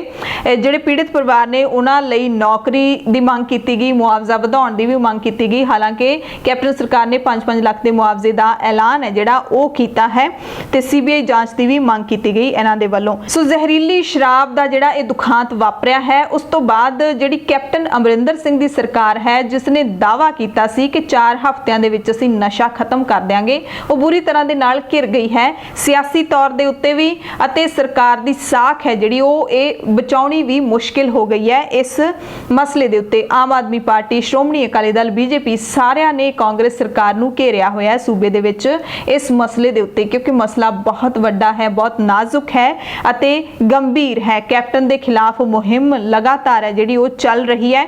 2022 ਦੀਆਂ ਵਿਧਾਨ ਸਭਾ ਚੋਣਾਂ ਨੇ ਜਿਹੜੀਆਂ ਉਹਦੇ ਵਿੱਚ ਇਹ ਮੁੱਦਾ ਬਣ ਸਕਦਾ ਹੈ। ਉਹਨਾਂ ਚੋਣਾਂ ਦੇ ਵਿੱਚ ਇਹ ਇੱਕ ਵੱਡਾ ਮੁੱਦਾ ਬਣ ਕੇ ਖੜਾ ਹੋ ਸਕਦਾ ਹੈ। ਬੇਅਦਬੀ ਦਾ ਮੁੱਦਾ ਜਿਹੜਾ ਉਹ ਤਾਂ ਪਿਛਲੇ ਕਈ ਸਾਲਾਂ ਤੋਂ ਚੱਲਿਆ ਆ ਹੀ ਰਿਹਾ ਹੈ, ਬੜਾ ਹੀ ਹੌਟ ਮੁੱਦਾ ਹੈ ਤੇ ਹੁਣ ਇਹ ਮੁੱਦਾ ਵੀ ਕੈਪਟਨ ਸਾਹਿਬ ਨੂੰ ਘੇਰ ਸਕਦਾ ਹੈ 2022 ਦੀਆਂ ਚੋਣਾਂ ਦੇ ਵਿੱਚ। ਸੋ ਜਿਹੜੀਆਂ ਚੁਣੌਤੀਆਂ ਹੈਗੀਆਂ ਨੇ, ਇੱਕ ਪਹਿਲਾਂ ਤਾਂ ਕੈਪਟਨ ਸਾਹਿਬ ਨੂੰ ਆਪਣੀ ਹੀ ਪਾਰਟੀ ਦੇ ਜਿਹੜੇ ਲੀਡਰ ਨੇ ਉਹਨਾਂ ਨੇ ਘੇਰ ਲਿਆ। ਕਾਂਗਰਸ ਦੇ ਜਿਹੜੇ ਸਾਂਸਦ ਨੇ ਸ਼ਮਸ਼ੇਰ ਸਿੰਘ ਦੂਲੋ ਤੇ ਪ੍ਰਤਾਪ ਸਿੰਘ ਬਾਜਵਾ ਤੇ ਰਵਨੀਤ ਸਿੰਘ ਬਿੱਟੂ, ਇਹ ਵੀ ਕਿਤੇ ਨਾ ਕਿਤੇ ਬਾਗੀ ਸੁਰ ਹੈ ਜਿਹੜੀ ਉਹ ਦਿਖਾਉਂਦੇ ਨੇ। ਇਸ ਦੇ ਨਾਲ ਹੀ ਪ੍ਰਤਾਪ ਸਿੰਘ ਬਾਜਵਾ ਨੇ ਕੈਪਟਨ ਅਮਰਿੰਦਰ ਸਿੰਘ ਦੇ ਨਾਲ ਸੁਨੀਲ ਜਾਖੜ ਦੇ ਖਿਲਾਫ ਵੀ ਮੋਰਚਾ ਖੋਲਿਆ ਹੈਗਾ। ਪ੍ਰਤਾਪ ਬਾਜਵਾ ਨੂੰ ਕੈਪਟਨ ਦੇ ਨਾਲ ਮਿਲ ਕੇ ਉਹਨਾਂ ਦੀ ਲੋਕ ਸਭਾ ਸੀਟ ਉੱਤੇ ਕਬਜ਼ਾ ਜਮਾਉਣ ਵਾਲੇ ਸੁਨੀਲ ਜਾਖੜ ਦੇ ਨਾਲ ਹਿਸਾਬ ਪੂਰਾ ਕਰਨ ਦਾ ਕਹਿੰਦੇ ਮੌਕਾ ਮਿਲ ਸਕਦਾ ਹੈ। ਜਿਸ ਤਰ੍ਹਾਂ ਦੀ ਬਿਆਨਬਾਜ਼ੀ ਬਾਜਵਾ ਤੇ ਦੂਲੋ ਵੱਲੋਂ ਕੀਤੀ ਜਾ ਰਹੀ ਹੈ, ਉਸ ਤੋਂ ਲੱਗਦਾ ਹੈ ਕਿ ਪੰਜਾਬ ਕਾਂਗਰਸ ਦੀ ਖਾਨਾ ਜੰਗੀ ਉੱਭਰ ਕੇ ਸਾਹਮਣੇ ਆ ਗਈ ਹੈ ਤੇ ਕੈਪਟਨ ਸਾਹਿਬ ਇਸ ਖਾਨਾ ਜੰਗੀ ਦੇ ਵਿੱਚੋਂ ਸੌਖਿਆਂ ਬਾਹਰ ਨਹੀਂ ਨਿਕਲ ਸਕਦੇ। ਤੇ ਨਵਜੋਤ ਸਿੰਘ ਸਿੱਧੂ ਕਾਂਗਰਸ ਦੇ ਹੀ ਵਿਧਾਇਕ ਨੇ, ਉਹਨਾਂ ਨੇ ਵੀ ਸੂਬੇ ਦੇ ਵਿੱਚ ਆਪਣੀ ਹੀ ਸਰਕਾਰ ਦੇ ਖਿਲਾਫ ਮੋਰਚਾ ਖੋਲਿਆ ਹੋਇਆ ਹੈ। ਹਾਈ ਕਮਾਂਡ ਦੇ ਨਾਲ ਪੂਰਾ ਤਾਲਮੇਲ ਹੈ ਨਵਜੋਤ ਸਿੰਘ ਸਿੱਧੂ ਦਾ ਤੇ ਹਾਈ ਕਮਾਂਡ ਦੇ ਨਾਲ ਕੈਪਟਨ ਸਾਹਿਬ ਦੀ ਥੋੜੀ ਖੜਕਦੀ ਹੈ। ਸੋ ਕੈਪਟਨ ਸਾਹਿਬ ਦੇ ਲਈ ਆਉਣ ਵਾਲੀਆਂ ਚੋਣਾਂ ਦੇ ਵਿੱਚ ਮੁਸ਼ਕਿਲ ਹੈ ਜਿਹੜੀ ਖੜੀ ਹੋ ਸਕਦੀ ਹੈ। ਵਿਰੋਧੀ ਪਾਰਟੀਆਂ ਤਾਂ ਹੈ ਹੀ ਵਿਰੋਧੀ, ਪਰ ਆਪਣੀ ਜਿਹੜੀ ਪਾਰਟੀ ਦੇ ਇਹ ਲੀਡਰ ਖੜੇ ਹੋ ਰਹੇ ਨੇ ਕੈਪਟਨ ਸਾਹਿਬ ਦੇ ਖਿਲਾਫ, ਕੋਈ ਚੰਗੇ ਸੰਕੇਤ ਨਹੀਂ ਹੈਗੇ। ਇਸ ਸਭ ਦੇ ਦਰਮਿਆਨ ਪੰਜਾਬ ਯੋਜਨਾ ਬੋਰਡ ਦੀ ਉਪ ਚੇਅਰਪਰਸਨ ਤੇ ਕਾਂਗਰਸ ਦੀ ਸੀਨੀਅਰ ਲੀਡਰ ਰਜਿੰਦਰ ਕੌਰ ਭੱਠਲ ਨੇ ਕਿਹਾ ਕਿ ਅਕਾਲੀ ਦਲ ਤਾਂ ਕਈ ਟੁਕੜਿਆਂ ਦੇ ਵਿੱਚ ਵੰਡਿਆ ਜਾ ਚੁੱਕਿਆ ਹੈ, ਪੰਜਾਬ 'ਚ ਹੁਣ ਇਸ ਦੀ ਕੋਈ ਹੋਂਦ ਨਹੀਂ ਰਹੀ। ਬਾਦਲ ਤੇ ਢੀਂਡਸਾ ਦੀ ਲੜਾਈ ਹੈ ਉਹ ਸਿਰਫ ਗੋਲਕ ਤੱਕ ਸੀਮਿਤ ਹੈ। ਪੰਜਾਬ ਦੇ ਲੋਕਾਂ ਨੂੰ ਹੁਣ ਇਹਨਾਂ ਤੋਂ ਕੋਈ ਆਸ ਨਹੀਂ ਰਹੀ ਤੇ ਨਾ ਹੀ ਲੋਕ ਇਹਨਾਂ ਨੂੰ ਮੂੰਹ ਲਾਉਂਦੇ ਨੇ। ਭੱਠਲ ਕਹਿੰਦੇ ਨੇ ਕਿ ਕਾਂਗਰਸ ਹੈ ਜਿਹੜੀ ਉਹ ਰਾਸ਼ਟਰੀ ਪਾਰਟੀ ਹੈ, ਸੰਵਿਧਾਨ ਦੇ ਵਿੱਚ ਯਕੀਨ ਰੱਖਦੀ ਹੈ ਤੇ ਕਾਂਗਰਸ ਕੇਂਦਰ ਸਰਕਾਰ ਦੇ ਵੱਲੋਂ ਪਾਸ ਕੀਤੇ ਖੇਤੀ ਆਰਡੀਨੈਂਸਾਂ ਦੇ ਖਿਲਾਫ ਹੈ। ਇਹ ਆਰਡੀਨੈਂਸ ਕਿਸਾਨ, ਮਜ਼ਦੂਰ ਤੇ ਆੜ੍ਹਤੀਆਂ ਦੇ ਲਈ ਬਹੁਤ ਹੀ ਖਤਰਨਾਕ ਨੇ ਤੇ ਆਮ ਆਦਮੀ ਪਾਰਟੀ ਦੇ ਲਈ ਬੀਬੀ ਭੱਠਲ ਨੇ ਕਿਹਾ ਕਿ ਇਸ ਪਾਰਟੀ ਦਾ ਤਾਂ ਲੋਕਾਂ ਦੇ ਵਿੱਚ ਕੋਈ ਆਧਾਰ ਹੀ ਨਹੀਂ ਹੈ। ਹੁਣ ਗੱਲ ਕਰ ਲੈਂਦੇ ਹਾਂ ਲੋਕ ਇਨਸਾਫ ਪਾਰਟੀ ਦੀ। ਇੱਕ ਦਿਨ ਪਹਿਲਾਂ ਲੋਕ ਇਨਸਾਫ ਪਾਰਟੀ ਤੇ ਕਾਂਗਰਸ ਦੇ ਵਰਕਰਾਂ ਦੇ ਵਿਚਕਾਰ ਲੁਧਿਆਣਾ ਦੇ ਵਿੱਚ ਜੰਮ ਕੇ ਗਹਿਮਾ ਗਹਿਮੀ ਹੋਈ ਸੀ, ਹੱਥੋਂ ਪਾਈ ਹੋਈ ਸੀ, ਲੜਾਈ ਹੋਈ ਸੀ। ਉਸ ਮੁੱਦੇ ਤੇ ਲੋਕ ਇਨਸਾਫ ਪਾਰਟੀ ਦੇ ਮੁਖੀ ਸਿਮਰਜੀਤ ਸਿੰਘ ਬੈਂਸ ਨੇ ਕਿਹਾ ਕਿ ਇਸ ਗੁੰਡਾਗਰਦੀ ਦੇ ਵਿੱਚ ਦਸਤਾਰਾਂ ਦੀ ਬੇਅਦਬੀ ਕੀਤੀ ਗਈ ਹੈ। ਕਾਂਗਰਸ ਦੇ ਵਰਕਰਾਂ ਵੱਲੋਂ ਲੋਕ ਇਨਸਾਫ ਪਾਰਟੀ ਦੇ ਵਰਕਰਾਂ ਦੀ ਦਸਤਾਰ ਦਾ ਜਿਹੜਾ ਮੁੱਦਾ ਉਹਨਾਂ ਨੇ ਚੁੱਕਿਆ ਇੱਕ ਧਾਰਮਿਕ ਮੁੱਦਾ, ਤੇ ਜਿਹੜੇ ਸਿਆਸੀ ਲੀਡਰ ਹੁੰਦੇ ਨੇ ਇਹੋ ਜਿਹੇ ਮੁੱਦੇ ਚੱਕਣ ਦੇ ਵਿੱਚੋਂ ਪਿਕ ਕੀ ਕਰਨਾ ਤੁਸੀਂ ਕਿਸੇ ਵੀ ਮਸਲੇ ਦੇ ਵਿੱਚੋਂ, ਉਹਦੇ ਵਿੱਚ ਕਾਫੀ ਮਾਹਿਰ ਹੁੰਦੇ ਨੇ। ਸੋ ਉਹਨਾਂ ਨੇ ਕਿਹਾ ਕਿ ਪੁਲਿਸ ਪ੍ਰਸ਼ਾਸਨ ਨੇ ਵੀ ਗੁੰਡਾਗਰਦੀ ਕਰਨ ਵਾਲਿਆਂ ਦਾ ਸਾਥ ਦਿੱਤਾ ਹੈ ਤੇ ਐਲਾਨ ਕੀਤਾ ਹੈ ਕਿ 11 ਅਗਸਤ ਨੂੰ 11 ਵਜੇ ਪੁਲਿਸ ਕਮਿਸ਼ਨਰ ਦਫ਼ਤਰ ਦਾ ਅਸੀਂ ਘਿਰਾਓ ਕਰਾਂਗੇ। ਬੈਂਸ ਨੇ ਕਿਹਾ ਕਿ ਐਸਐਚਓ ਨੇ ਆਪ ਫੋਨ ਕਰਕੇ ਲੋਕ ਇਨਸਾਫ ਪਾਰਟੀ ਦੇ 5 ਮੈਂਬਰਾਂ ਨੂੰ ਬੁਲਾਇਆ ਸੀ, ਫਿਰ ਗੁੰਡਿਆਂ ਨੇ ਉਹਨਾਂ ਦੇ ਉੱਤੇ ਹਮਲਾ ਕੀਤਾ। ਬੈਂਸ ਕਹਿੰਦੇ ਨੇ ਕਿ ਲੁਧਿਆਣਾ ਦਾ ਪੁਲਿਸ ਪ੍ਰਸ਼ਾਸਨ ਫੇਲ ਹੋ ਚੁੱਕਿਆ ਹੈ। ਪੁਲਿਸ ਕਮਿਸ਼ਨਰ ਸੱਤਾਧਾਰੀਆਂ ਦਾ ਹੱਥ ਠੋਕਾ ਬਣ ਕੇ ਮਨਮਰਜ਼ੀਆਂ ਕਰ ਰਿਹਾ ਹੈ। ਸਾਡੇ ਇੱਕ ਮੈਂਬਰ ਦੀ ਦਸਤਾਰ ਉਤਾਰਨ ਵਾਲਾ ਵੀ ਇੱਕ ਪੁਲਿਸ ਮੁਲਾਜ਼ਮ ਹੈ ਜੋ ਕਿ 1 ਸਾਲ ਤੋਂ ਛੁੱਟੀ ਤੇ ਹੈ। ਇਸ ਗੁੰਡਾਗਰਦੀ, ਦਸਤਾਰ ਦੀ ਬੇਅਦਬੀ ਅਤੇ ਪੁਲਿਸ ਦੀ ਬੁਰਛਾਗਰਦੀ ਦੇ ਖਿਲਾਫ ਅਸੀਂ ਵੱਡਾ ਪ੍ਰਦਰਸ਼ਨ ਕਰਾਂਗੇ 11 ਅਗਸਤ ਨੂੰ ਸਵੇਰੇ 11 ਵਜੇ। ਬੈਂਸ ਨੇ ਇਹ ਵੀ ਕਿਹਾ ਕਿ ਲੋਕਤਾਂਤਰਿਕ ਤਰੀਕੇ ਨਾਲ ਸਭ ਨੂੰ ਰੋਸ ਪ੍ਰਦਰਸ਼ਨ ਕਰਨ ਦਾ ਹੱਕ ਹੈ। ਪੁਲਿਸ ਦੀ ਧੱਕੇਸ਼ਾਹੀ ਤੇ ਗੁੰਡਾਗਰਦੀ ਨੂੰ ਕਦੇ ਵੀ ਅਸੀਂ ਬਰਦਾਸ਼ਤ ਨਹੀਂ ਕਰਾਂਗੇ ਤੇ ਪੁਲਿਸ ਵਰਦੀ ਵਿੱਚ ਲੁਕੀਆਂ ਹੋਈਆਂ ਕਾਲੀਆਂ ਭੇਡਾਂ ਕਰਕੇ ਪੁਲਿਸ ਦਾ ਅਕਸ ਖਰਾਬ ਹੁੰਦਾ ਹੈ, ਇਹ ਕਹਿਣਾ ਬੈਂਸ ਦਾ। ਲੋਕ ਇਨਸਾਫ ਪਾਰਟੀ ਦੇ ਹਲਕਾ ਸਮਰਾਲਾ ਦੇ ਇੰਚਾਰਜ ਜਗਦੀਪ ਸਿੰਘ ਗਿੱਲ ਦੀ ਅਗਵਾਈ ਵਿੱਚ ਲੋਕ ਇਨਸਾਫ ਪਾਰਟੀ ਦੇ ਵਰਕਰਾਂ ਨੇ ਚੱਕ ਲੋਹੜ ਤੋਂ ਮਾਛੀਵਾੜੇ ਤੱਕ ਸੜਕ ਨਾ ਬਣਾਏ ਜਾਣ ਦੇ ਵਿਰੋਧ ਵਿੱਚ ਸਾਈਕਲ ਮਾਰਚ ਵੀ ਕੱਢਿਆ ਅਤੇ ਤਹਿਸੀਲਦਾਰ ਨੂੰ ਮੰਗ ਪੱਤਰ ਸੌਂਪਿਆ ਕਿ ਇਸ ਨੂੰ ਜਲਦੀ ਨੇਪਰੇ ਚਾੜਿਆ ਜਾਵੇ। ਸ਼੍ਰੋਮਣੀ ਅਕਾਲੀ ਦਲ ਨੇ ਇੱਕ ਹੋਰ ਵਿਰੋਧ ਪ੍ਰਦਰਸ਼ਨ ਕੀਤਾ ਜਿਹੜਾ ਉਹਨਾਂ ਨੇ ਖਤਮ ਕਰਨ ਦਾ ਐਲਾਨ ਨਹੀਂ ਕੀਤਾ। ਕਹਿੰਦੇ ਉਦੋਂ ਖਤਮ ਕਰਾਂਗੇ ਜਦੋਂ ਤੱਕ ਤੁਸੀਂ ਸ੍ਰੀ ਗੁਰੂ ਗ੍ਰੰਥ ਸਾਹਿਬ ਜੀ ਦਾ ਪਾਵਨ ਸਰੂਪ ਜਿਹੜਾ ਗਾਇਬ ਹੋਇਆ ਹੈ ਉਸ ਨੂੰ ਵਾਪਸ ਨਹੀਂ ਲਿਆਉਂਦੇ, ਉਦੋਂ ਤੱਕ ਅਸੀਂ ਸੰਘਰਸ਼ ਜਾਰੀ ਰੱਖਾਂਗੇ। ਜ਼ਿਲ੍ਹਾ ਪਟਿਆਲਾ ਦੇ ਪਿੰਡ ਕਲਿਆਣ ਦੇ ਗੁਰਦੁਆਰਾ ਅਰਦਾਸਪੁਰਾ ਸਾਹਿਬ ਦੇ ਵਿੱਚੋਂ ਪੁਰਾਤਨ ਸਰੂਪ ਗਾਇਬ ਹੋਏ ਨੇ। ਬਹੁਤ ਛੋਟਾ ਜਿਹੜਾ ਆਕਾਰ ਦੇ ਸਰੂਪ ਨੇ ਉਹ ਗਾਇਬ ਹੋਏ ਨੇ ਗੁਰਦੁਆਰਾ ਸਾਹਿਬ ਦੇ ਵਿੱਚ। ਲਗਾਤਾਰ ਚੌਥੇ ਦਿਨ ਸ਼੍ਰੋਮਣੀ ਅਕਾਲੀ ਦਲ ਨੇ ਪਟਿਆਲਾ ਵਿੱਚ ਐਸਐਸਪੀ ਦਫ਼ਤਰ ਦੇ ਬਾਹਰ ਧਰਨਾ ਦਿੱਤਾ ਤੇ ਰੋਸ ਪ੍ਰਦਰਸ਼ਨ ਗੁਰਬਾਣੀ ਦਾ ਜਾਪ ਕਰਦੇ ਹੋਏ ਸ਼ਾਂਤਮਈ ਢੰਗ ਦੇ ਨਾਲ ਇਹਨਾਂ ਦੇ ਵੱਲੋਂ ਕੀਤਾ ਗਿਆ। ਇਸ ਰੋਸ ਪ੍ਰਦਰਸ਼ਨ ਦੇ ਵਿੱਚ ਸਭ ਤੋਂ ਪਹਿਲੇ ਦਿਨ ਸੁਖਬੀਰ ਸਿੰਘ ਬਾਦਲ ਸ਼ਾਮਿਲ ਹੋਏ ਸੀ। 9 ਅਗਸਤ ਨੂੰ ਗੋਬਿੰਦ ਸਿੰਘ ਲੌਂਗੋਵਾਲ ਵੀ ਸ਼ਾਮਿਲ ਹੋਏ ਸੀ ਤੇ ਕਹਿੰਦੇ ਨੇ ਕਿ ਪੁਲਿਸ ਜੋ ਤੱਕ ਇਸ ਮਸਲੇ ਨੂੰ ਹੱਲ ਕਰਨ ਦੇ ਅੰਜਾਮ ਤੱਕ ਨਹੀਂ ਪਹੁੰਚਦੀ ਅਸੀਂ ਧਰਨੇ ਲਾਉਂਦੇ ਰਹਾਂਗੇ। ਹੁਣ ਗੱਲ ਕਰ ਲੈਂਦੇ ਹਾਂ ਪੰਜਾਬ ਦੇ ਵਿੱਚ ਮੁਲਾਜ਼ਮਾਂ ਦੀ। ਸਾਰੇ ਪੰਜਾਬ ਦੇ ਮੁਲਾਜ਼ਮ ਨੇ ਜਿਹੜੇ ਕਲੈਰੀਕਲ ਮੁਲਾਜ਼ਮ, ਖਾਸ ਕਰਕੇ ਦਫ਼ਤਰੀ ਜਿਹੜੇ ਮੁਲਾਜ਼ਮ ਨੇ, ਉਹਨਾਂ ਨੇ ਸੂਬਾਈ ਕਲਮ ਛੋੜ ਹੜਤਾਲ ਕੀਤੀ ਹੋਈ ਹੈ। ਲਗਾਤਾਰ ਤੀਜਾ ਦਿਨ ਸੀ 10 ਅਗਸਤ ਨੂੰ ਕਲਮ ਛੋੜ ਹੜਤਾਲ ਦਾ। ਉਸ ਦੇ ਤਹਿਤ ਪੰਜਾਬ ਭਰ ਦੇ ਵਿੱਚ ਮੁਲਾਜ਼ਮਾਂ ਨੇ ਧਰਨੇ ਮੁਜ਼ਾਹਰੇ ਕੀਤੇ ਤੇ ਸਰਕਾਰ ਦੇ ਪੁਤਲੇ ਫੂਕੇ। ਕਹਿੰਦੇ ਨੇ ਕਿ ਪੰਜਾਬ ਸਰਕਾਰ ਹੈ ਜਿਹੜੀ ਉਹ ਮੁਲਾਜ਼ਮ ਵਿਰੋਧੀ ਕੰਮ ਕਰ ਰਹੀ ਹੈ। ਜੇ ਸਰਕਾਰ ਨੇ ਰਵੱਈਆ ਨਾ ਬਦਲਿਆ ਤਾਂ ਸੰਘਰਸ਼ ਹੋਰ ਤਿੱਖਾ ਕਰਾਂਗੇ। ਸੋ ਇਹ ਇੰਨੇ ਪ੍ਰੋਟੈਸਟ ਨੇ ਜਿਹੜੇ ਸਿਰਫ ਪ੍ਰੋਟੈਸਟ ਦੀਆਂ ਹੀ ਖਬਰਾਂ ਪੰਜਾਬ ਦੇ ਵਿੱਚੋਂ ਆਈਆਂ ਨੇ, ਕੋਈ ਵਿਕਾਸ ਦੀ ਖਬਰ ਨਹੀਂ, ਕੋਈ ਹੋਰ ਚੱਜ ਦੀ ਖਬਰ ਨਹੀਂ, ਜਿਹਨੂੰ ਸੁਣਾਉਂਦੇ ਸਮੇਂ ਅਸੀਂ ਵੀ ਖੁਸ਼ੀ ਥੋੜੀ ਜੀ ਜ਼ਾਹਿਰ ਕਰੀਏ ਕਿ ਅੱਜ ਤੁਹਾਡੇ ਲਈ ਸਰਕਾਰ ਨੇ ਆ ਕੀਤਾ, ਪਰ ਉਹ ਜੀ ਕੋਈ ਖਬਰ ਨਹੀਂ ਮਿਲੀ ਸਾਨੂੰ। ਤੇ ਹੁਣ ਕੈਪਟਨ ਸਰਕਾਰ ਇਹਨਾਂ ਵਿਰੋਧ ਪ੍ਰਦਰਸ਼ਨਾਂ ਦੇ ਵਿੱਚ ਕਾਰਵਾਈ ਕੀ ਕਰਦੀ ਹੈ, ਇਹ ਵੀ ਵੱਡਾ ਸਵਾਲ ਹੈ। ਖਬਰ ਅਗਲੀ ਵੀ ਪ੍ਰੋਟੈਸਟ ਦੀ ਹੀ ਆ ਰਹੀ ਹੈ, ਪਟਿਆਲਾ ਤੋਂ ਆ ਰਹੀ ਹੈ, ਜਿੱਥੇ ਰਜਿੰਦਰਾ ਹਸਪਤਾਲ ਤੇ ਮੈਡੀਕਲ ਕਾਲਜ ਪਟਿਆਲਾ ਦੇ ਦਰਜਾ 4 ਕਰਮਚਾਰੀਆਂ ਨੇ ਰੋਸ ਰੈਲੀ ਕੀਤੀ। ਮੈਡੀਕਲ ਸੁਪਰਡੈਂਟ ਰਜਿੰਦਰਾ ਹਸਪਤਾਲ ਤੇ ਪ੍ਰਿੰਸੀਪਲ ਮੈਡੀਕਲ ਕਾਲਜ ਦੇ ਦਫ਼ਤਰ ਦੇ ਸਾਹਮਣੇ ਉਹਨਾਂ ਦਾ ਇਲਜ਼ਾਮ ਹੈ ਕਿ 3 ਤੋਂ ਲੈ ਕੇ 5 ਮਹੀਨਿਆਂ ਤੋਂ ਤਨਖਾਹਾਂ ਉਹਨਾਂ ਨੂੰ ਨਹੀਂ ਮਿਲੀਆਂ, ਤਨਖਾਹਾਂ ਜਾਰੀ ਕੀਤੀਆਂ ਜਾਣ, ਕਿਉਂਕਿ ਮੂਰਲੀਆਂ ਸਫਾਂ ਦੇ ਵਿੱਚ ਉਹ ਕਰੋਨਾ ਦੇ ਖਿਲਾਫ ਲੜਾਈ ਲੜ ਰਹੇ ਨੇ। ਯਾਨੀ ਕਿ ਫਰੰਟ ਲਾਈਨ ਦੇ ਉੱਤੇ ਕੰਮ ਕਰਦੇ ਸਿਹਤ ਕਾਮੇ ਨੇ, ਉਹਨਾਂ ਨੂੰ ਪਿਛਲੇ 3 ਜਾਂ 5 ਮਹੀਨਿਆਂ ਤੋਂ ਤਨਖਾਹਾਂ ਹੀ ਨਹੀਂ ਮਿਲੀਆਂ ਹੈਗੀਆਂ। ਸਮੇਂ ਸਿਰ ਕਰਮਚਾਰੀਆਂ ਨੂੰ ਤਨਖਾਹਾਂ ਨਾ ਦੇਣ ਕਾਰਨ ਉਹਨਾਂ ਨੇ ਚੇਤਾਵਨੀ ਦਿੱਤੀ ਹੈ ਕਿ ਜੇਕਰ ਸਾਰੇ ਕਰਮਚਾਰੀਆਂ ਨੂੰ 15 ਅਗਸਤ ਤੱਕ ਤਨਖਾਹਾਂ ਨਾ ਦਿੱਤੀਆਂ ਤਾਂ 18 ਅਗਸਤ ਤੋਂ ਸਾਰਾ ਦਰਜਾ 4 ਕਰਮਚਾਰੀ ਹੈ ਜਿਹੜਾ ਉਹ ਕੰਮ ਛੋੜ ਹੜਤਾਲ ਤੇ ਚਲੇ ਜਾਣਗੇ। ਯਾਨੀ ਇੱਕ ਕਲਮ ਛੋੜ ਹੜਤਾਲ ਹੁੰਦੀ ਹੈ, ਕੰਮ ਛੱਡ ਦੇਣਗੇ ਤੇ ਉਸ ਤੋਂ ਬਾਅਦ ਮਰੀਜ਼ਾਂ ਦਾ ਕੀ ਹਾਲ ਹੋਏਗਾ ਤੇ ਉਹ ਤੁਸੀਂ ਸੋਚ ਸਕਦੇ ਹੋ। ਖਬਰ ਮੋਗਾ ਤੋਂ ਹੈ, ਜਿਸ ਦਾ ਜ਼ਿਕਰ ਆਪਾਂ 1-2 ਦਿਨ ਪਹਿਲਾਂ ਕੀਤਾ ਸੀ ਕਿ ਮੋਗਾ ਦੇ ਵਿੱਚ ਇੱਕ ਦਲਿਤ ਪਰਿਵਾਰ ਦੇ 3 ਬੱਚਿਆਂ ਨੂੰ ਪੁਲਿਸ ਨੇ ਟੌਰਚਰ ਕੀਤਾ ਹੈ। ਥਾਣੇ ਲਿਜਾ ਕੇ ਉਹਨਾਂ ਨੂੰ ਨਿਰਵਸਤਰ ਕਰਕੇ, ਉਹਨਾਂ ਦੇ ਕੱਪੜੇ ਉਤਾਰ ਕੇ ਉਹਨਾਂ ਨੂੰ ਟੌਰਚਰ ਕੀਤਾ ਹੈ। ਸੋ ਇਸ ਮਾਮਲੇ ਦੇ ਵਿੱਚ ਪੰਜਾਬ ਰਾਜ ਬਾਲ ਅਧਿਕਾਰ ਸੁਰੱਖਿਆ ਕਮਿਸ਼ਨ ਨੇ ਗੰਭੀਰ ਨੋਟਿਸ ਲਿਆ। ਸੰਬੰਧਿਤ ਡੀਐਸਪੀ ਨੂੰ 14 ਅਗਸਤ ਨੂੰ ਪ੍ਰਗਤੀ ਰਿਪੋਰਟ ਸਣੇ ਕਮਿਸ਼ਨ ਦੇ ਮੂਹਰੇ ਪੇਸ਼ ਹੋਣ ਦਾ ਹੁਕਮ ਦੇ ਦਿੱਤਾ ਹੈ। ਕਮਿਸ਼ਨ ਦੇ ਚੇਅਰਮੈਨ ਤੇ ਸੇਵਾ ਮੁਕਤ ਆਈਪੀਐਸ ਰਜਿੰਦਰ ਸਿੰਘ ਨੇ ਦੱਸਿਆ ਕਿ ਮੀਡੀਆ ਦੀਆਂ ਖਬਰਾਂ ਤੋਂ ਸਾਨੂੰ ਇਹ ਪਤਾ ਲੱਗਿਆ ਕਿ ਮੋਬਾਈਲ ਚੋਰੀ ਦੇ ਸ਼ੱਕ ਦੇ ਵਿੱਚ ਦਲਿਤ ਬੱਚਿਆਂ ਨੂੰ ਨਿਰਵਸਤਰ ਕਰਕੇ ਕਹਿਰ ਢਾਇਆ ਗਿਆ। ਇਸ ਕਰਕੇ ਤਲਬ ਕਰ ਦਿੱਤਾ ਗਿਆ 14 ਅਗਸਤ ਨੂੰ ਕਮਿਸ਼ਨ ਦੇ ਮੂਹਰੇ ਡੀਐਸਪੀ ਨੂੰ ਪੂਰੀ ਰਿਪੋਰਟ ਦੇ ਸਮੇਤ। ਪੰਜਾਬ ਦੀਆਂ ਖਬਰਾਂ ਦੇ ਵਿੱਚ ਇੱਕ ਦਿੱਲੀ ਦੀ ਖਬਰ ਦਾ ਵੀ ਜ਼ਿਕਰ ਕਰਾਂਗੇ, ਕਿਉਂਕਿ ਦਿੱਲੀ ਸਿੱਖ ਗੁਰਦੁਆਰਾ ਪ੍ਰਬੰਧਕ ਕਮੇਟੀ ਦੇ ਨਾਲ ਜੁੜੀ ਹੋਈ ਖਬਰ ਹੈ ਕਿ ਡੀਐਸਜੀਐਮਸੀ ਨੂੰ ਧਾਰਮਿਕ ਸੰਸਥਾਵਾਂ ਐਕਟ 1988 ਦੀ ਧਾਰਾ 9 ਦੇ ਅਧੀਨ ਕਾਨੂੰਨੀ ਨੋਟਿਸ ਜਾਰੀ ਕੀਤਾ ਗਿਆ। ਇਹ ਨੋਟਿਸ ਜਗਮਿੰਦਰ ਸਿੰਘ ਨੇ ਵਕੀਲ ਕੁਲਜੀਤ ਸਿੰਘ ਸਚਦੇਵਾ ਰਾਹੀਂ ਸ਼੍ਰੋਮਣੀ ਅਕਾਲੀ ਦਲ ਬਾਦਲ ਨੂੰ ਗੁਰਦੁਆਰਾ ਰਕਾਬਗੰਜ ਸਾਹਿਬ ਨਵੀਂ ਦਿੱਲੀ ਦੇ ਨੇੜੇ ਦਫ਼ਤਰ ਦੀ ਸਥਾਪਨਾ ਲਈ ਅਤੇ ਇਸ ਨੂੰ ਸਿਆਸੀ ਲਾਭ ਲਈ ਵਰਤਣ ਦੇ ਕਾਰਨ ਭੇਜਿਆ ਗਿਆ। ਜਗਮਿੰਦਰ ਸਿੰਘ ਨੇ ਕਿਹਾ ਕਿ ਧਾਰਮਿਕ ਸੰਸਥਾਵਾਂ ਐਕਟ ਦੇ ਮੁਤਾਬਿਕ ਕੋਈ ਵੀ ਧਾਰਮਿਕ ਸੰਸਥਾ ਜਾਂ ਪ੍ਰਬੰਧਕ ਜਾਂ ਇਸ ਦੇ ਕੰਟਰੋਲ ਦੇ ਅਧੀਨ ਕਿਸੇ ਵੀ ਥਾਂ ਨੂੰ ਸਿਆਸੀ ਗਤੀਵਿਧੀਆਂ ਦੇ ਪ੍ਰਚਾਰ ਤੇ ਪ੍ਰਸਾਰ ਲਈ ਵਰਤੋਂ ਦੀ ਆਗਿਆ ਨਹੀਂ ਦਿੰਦਾ। ਸੋ ਡੀਐਸਜੀਐਮਸੀ ਦੇ ਪ੍ਰਧਾਨ ਮਨਜਿੰਦਰ ਸਿੰਘ ਸਿਰਸਾ ਨੂੰ ਹੁਣ ਇਸ ਦਾ ਜਵਾਬ ਦੇਣਾ ਹੀ ਪਏਗਾ। ਪੰਜਾਬ ਦੀਆਂ ਖਬਰਾਂ ਦੇ ਵਿੱਚ ਜਲੰਧਰ ਤੋਂ ਖਬਰ ਹੈ। ਜਲੰਧਰ ਇਲਾਕੇ ਦੇ ਕੁਝ ਲੋਕਾਂ ਨੇ ਦਾ ਖਾਲਸ ਟੀਵੀ ਨੂੰ ਸੰਪਰਕ ਕੀਤਾ। ਦਰਅਸਲ ਇਹ ਜਿਹੜੇ ਲੋਕ ਨੇ ਪਿਛਲੇ ਲੰਬੇ ਸਮੇਂ ਤੋਂ ਸਪੇਨ 'ਚ ਰਹਿ ਰਹੇ ਨੇ, ਕਰੀਬ 5-5 ਸਾਲਾਂ ਤੋਂ ਕਰੋਨਾ ਸੰਕਟ ਦੌਰਾਨ ਭਾਰਤ ਵਾਪਸ ਪਰਤ ਆਏ ਸੀ, ਪਰ ਹੁਣ ਉਹਨਾਂ ਨੂੰ ਸਪੇਨ ਵਾਪਸ ਜਾਣ ਲਈ ਕੋਈ ਰਾਹ ਨਹੀਂ ਲੱਭ ਰਿਹਾ। ਕਹਿ ਸਕਦੇ ਹਾਂ ਕਿ ਐਨਆਰਆਈ ਪੰਜਾਬੀ ਨੇ ਜਿਹੜੇ ਉਹਨਾਂ ਨੂੰ ਹੁਣ ਵਾਪਸ ਉਹਨਾਂ ਮੁਲਕਾਂ ਦੇ ਵਿੱਚ ਜਾਣ ਦੇ ਲਈ ਕੋਈ ਰਾਹ ਨਹੀਂ ਲੱਭ ਰਿਹਾ। ਸਤਨਾਮ ਸਿੰਘ ਨਾਮ ਦੇ ਵਿਅਕਤੀ ਨੇ ਸਾਨੂੰ ਸੰਪਰਕ ਕੀਤਾ ਸੀ, ਨਕੋਦਰ ਦੇ ਰਹਿਣ ਵਾਲੇ ਨੇ। ਉਹਨਾਂ ਕਿਹਾ ਕਿ ਮੇਰੇ ਕੋਲ ਸਪੇਨ ਦਾ 5 ਸਾਲਾ ਰੈਜ਼ੀਡੈਂਸੀਆ ਕਾਰਡ ਹੈ। 30 ਮਾਰਚ 2020 ਨੂੰ ਸਪੇਨ ਦੀ ਵਾਪਸੀ ਸੀ, ਪਰ ਲੋਕਡਾਊਨ ਲੱਗਾ ਹੋਣ ਕਰਕੇ ਵਾਪਸ ਨਹੀਂ ਜਾ ਸਕੇ ਤੇ 24 ਜੂਨ 2020 ਨੂੰ ਇਹਨਾਂ ਦੀ ਸਪੇਨ ਰੈਜ਼ੀਡੈਂਸੀਆ ਖਤਮ ਹੋ ਚੁੱਕੀ ਹੈ ਤੇ ਐਮਬੈਸੀ ਬੰਦ ਹੋਣ ਕਰਕੇ ਇਹ ਸਪੇਨ ਵੀ ਨਹੀਂ ਜਾ ਸਕੇ। ਸੋ ਇਹੋ ਜਿਹੇ ਬਹੁਤ ਸਾਰੇ ਲੋਕ ਨੇ, ਇਹਨਾਂ ਦਾ ਕੀ ਹੱਲ ਹੈ, ਕਿੱਥੇ ਇਹ ਸੰਪਰਕ ਕਰਨ? ਜਿਹੜਾ ਇੱਕੋ ਇੱਕ ਤਰੀਕਾ ਹੈ, ਜਿੰਨਾ ਕੁ ਸਾਨੂੰ ਜਾਣਕਾਰੀ ਹੈ ਅਸੀਂ ਦੱਸ ਸਕਦੇ ਹਾਂ ਕਿ ਇੰਡੀਆ ਦੇ ਵਿੱਚ ਜਿਹੜੀ ਸਪੇਨ ਦੀ ਐਮਬੈਸੀ ਹੈ ਉਸ ਨੂੰ ਤੁਸੀਂ ਸੰਪਰਕ ਕਰੋ, ਕਿਉਂਕਿ ਜਿਨ੍ਹਾਂ ਦੇ ਵੀਜ਼ੇ ਨੇ ਜਿਹੜੇ ਰੱਦ ਹੋ ਚੁੱਕੇ ਸੀ ਉਹਨਾਂ ਦੇ ਲਈ ਕੋਈ ਨਾ ਕੋਈ ਰਾਹ ਹਰ ਮੁਲਕ ਦੀ ਸਰਕਾਰ ਨੇ ਦਿੱਤਾ ਹੈ। ਸੋ ਤੁਸੀਂ ਐਮਬੈਸੀ ਨੂੰ ਸੰਪਰਕ ਕਰੋ। ਸਪੇਨ ਦੇ ਵਿੱਚ ਰਹਿੰਦੇ ਜਿਹੜੇ ਤੁਹਾਡੇ ਪੰਜਾਬੀ ਭੈਣ ਭਰਾ ਹੈਗੇ ਨੇ ਉਹਨਾਂ ਨੂੰ ਸੰਪਰਕ ਕਰੋ, ਉਹ ਤੁਹਾਨੂੰ ਕੋਈ ਨਾ ਕੋਈ ਹੱਲ ਉੱਥੋਂ ਲੈ ਕੇ ਦੇ ਸਕਦੇ ਨੇ। ਤੇ ਅਸੀਂ ਵੀ ਕੋਸ਼ਿਸ਼ ਕਰਾਂਗੇ ਕਿ ਸਪੇਨ ਦੇ ਵਿੱਚ ਜਿਹੜੇ ਪੰਜਾਬੀ ਹੈਗੇ ने उन्हां दे नाल संपर्क करके तुहानूं कोई जानकारी असीं दे सकीए। हुण गल कर लैंदे हां यूनीवर्सिटी ते कॉलेजां दे विद्यार्थियों दे आखिरी समैसटर दी प्रीख्या, जिस दे बारे यूजीसी ने सितंबर 2020 दे विच प्रीख्या लैण दे बारे ऐलान कीता होया। सुप्रीम कोर्ट दे विच फिर तो सुनवाई हुई।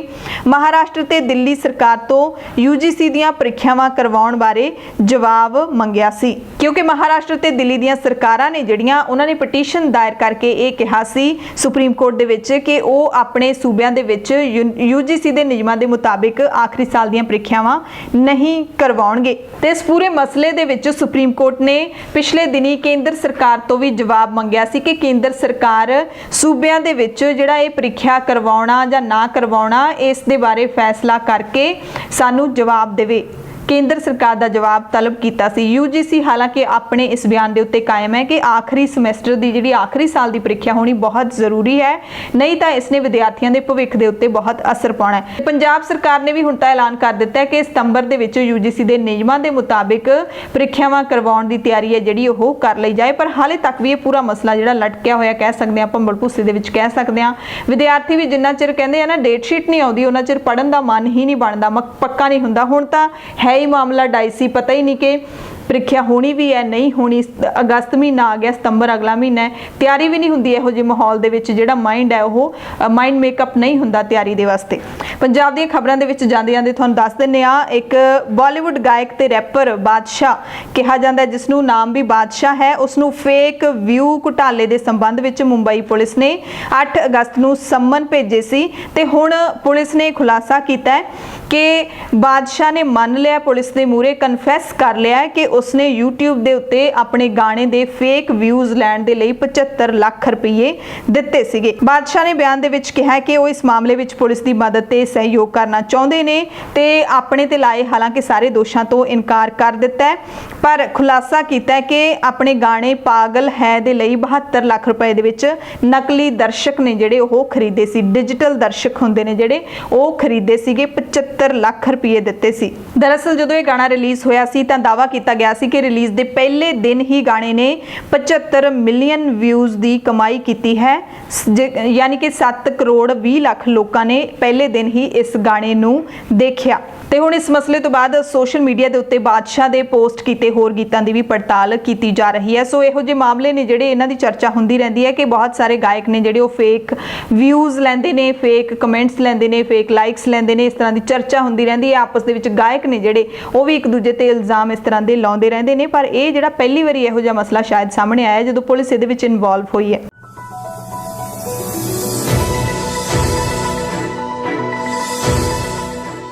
पूरे भारत ਦੀਆਂ ਖਬਰਾਂ ਦੇ ਵਿੱਚ ਸਭ ਤੋਂ ਪਹਿਲਾਂ ਗੱਲ ਕਰਾਂਗੇ ਪੱਛਮੀ ਬੰਗਾਲ ਦੀ ਇੱਕ ਨਿਧੜਕ ਅਤੇ ਬੇਬਾਕ ਸੰਸਦ ਮੈਂਬਰ ਕਨੀਮੋਜ਼ੀ ਦੀ। ਕਨੀਮੋਜ਼ੀ ਨੇ ਸਵਾਲ ਕੀਤਾ ਹੈ ਕਿ ਕੀ ਸਿਰਫ ਤੇ ਸਿਰਫ ਹਿੰਦੀ ਆਉਣਾ ਭਾਰਤੀ ਹੋਣ ਦੀ ਪਛਾਣ ਹੈ। डीएमके दी संसद मैंबर कनीमोजी ने इल्जाम लाया कि CISF अफसर ने उसनू सवाल किया कि की वो भारती है क्योंकि वो हिंदी नहीं बोल सकती।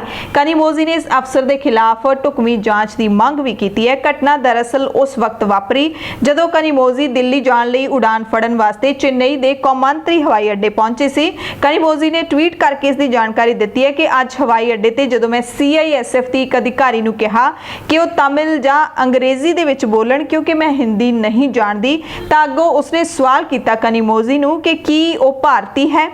संसद मैंबर ने लिखा मैं जानना चाहती हाँ कदों तो भारती होना हिंदी जानन दे बराबर हो गया, मतलब कि भारती होने लिए हिंदी जानना जरूरी है। हिंदी थोपना हैशटैग करके उन्होंने लिखा है हिंदी थोपना।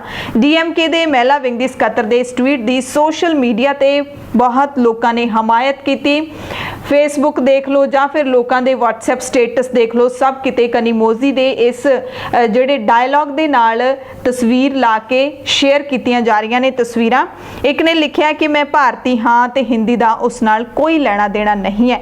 केंद्रीय इंडस्ट्रीयल सिक्योरिटी फोर्स यानी कि CISF ने इस घटना तो बाद कनीमोजी नू ट्वीट करके अफसोस जाहिर किया है। घटना संबंधी वेरवे भी मंगे ने तां जो संबंधित अफसर के खिलाफ कार्रवाई की जा सके। जे फैक्ट देख लीए तो जिस तरीके दे नाल प्रचार किया जाता है कि हिंदी भारत की नैशनल लैंगुएज है, पर किते भी ਲਿਖਤੀ ਤੌਰ ਤੇ ਇਹ ਦਰਜ ਨਹੀਂ ਕੀਤਾ ਹੋਇਆ ਕਿ ਹਿੰਦੀ ਭਾਸ਼ਾ ਜਿਹੜੀ ਉਹ ਭਾਰਤ ਦੀ ਰਾਸ਼ਟਰੀ ਭਾਸ਼ਾ ਹੈ, ਕਿਉਂਕਿ ਭਾਰਤ ਦੇ ਵਿੱਚ 22 ਸੂਬੇ ਨੇ, ਉਥੋਂ ਦੀਆਂ ਵੱਖੋ ਵੱਖਰੀਆਂ ਭਾਸ਼ਾਵਾਂ ਨੇ ਤੇ ਸੰਵਿਧਾਨ ਦੇ ਵਿੱਚ ਉਹਨਾਂ 22 ਭਾਸ਼ਾਵਾਂ ਦਾ ਜ਼ਿਕਰ ਤਾਂ ਹੈ, ਪਰ ਕਿਤੇ ਵੀ ਇਹ ਨਹੀਂ ਲਿਖਿਆ ਹੋਇਆ ਕਿ ਹਿੰਦੀ ਭਾਰਤ ਦੀ ਰਾਸ਼ਟਰੀ ਭਾਸ਼ਾ ਹੈ। ਸੋ ਇਹ ਗਲਤ ਪ੍ਰਚਾਰ ਹੈ ਜਿਹੜਾ ਉਹ ਸਰਕਾਰਾਂ ਦੇ ਵੱਲੋਂ ਵੀ ਕੀਤਾ ਜਾਂਦਾ ਹੈ, ਪਰ ਜਾਣਕਾਰੀ ਨਾ ਹੋਣ ਕਰਕੇ ਲੋਕ ਇਸ ਨੂੰ ਅੰਨ੍ਹੇਵਾਹ ਜਿਹੜਾ ਮੰਨਦੇ ਰਹਿੰਦੇ ਨੇ। ਖਬਰ ਗੁਜਰਾਤ ਤੋਂ ਹੈ, ਜਿੱਥੇ ਮਾਸਕ ਨਾ ਪਾਉਣ ਵਾਲਿਆਂ ਦਾ ਜੁਰਮਾਨਾ ਹੁਣ 500 ਤੋਂ ਵਧਾ ਕੇ 1000 ਰੁਪਏ ਕਰ ਦਿੱਤਾ ਗਿਆ। ਗੁਜਰਾਤ ਸਰਕਾਰ ਨੇ ਕਿਹਾ ਕਿ ਸੂਬੇ ਦੇ ਵਿੱਚ ਕੋਵਿਡ-19 ਦੇ ਜਿਹੜੇ ਮਾਮਲੇ ਨੇ ਲਗਾਤਾਰ ਵੱਧ ਰਹੇ ਨੇ, ਇਸ ਕਰਕੇ ਲੋਕਾਂ ਤੇ ਸਖਤੀ ਕਰਨਾ ਜ਼ਰੂਰੀ ਹੋ ਗਿਆ। ਭਾਰਤ ਦੇ ਸਾਬਕਾ ਰਾਸ਼ਟਰਪਤੀ ਪ੍ਰਣਬ ਮੁਖਰਜੀ ਨੂੰ ਵੀ ਕਰੋਨਾ ਨੇ ਆਪਣੀ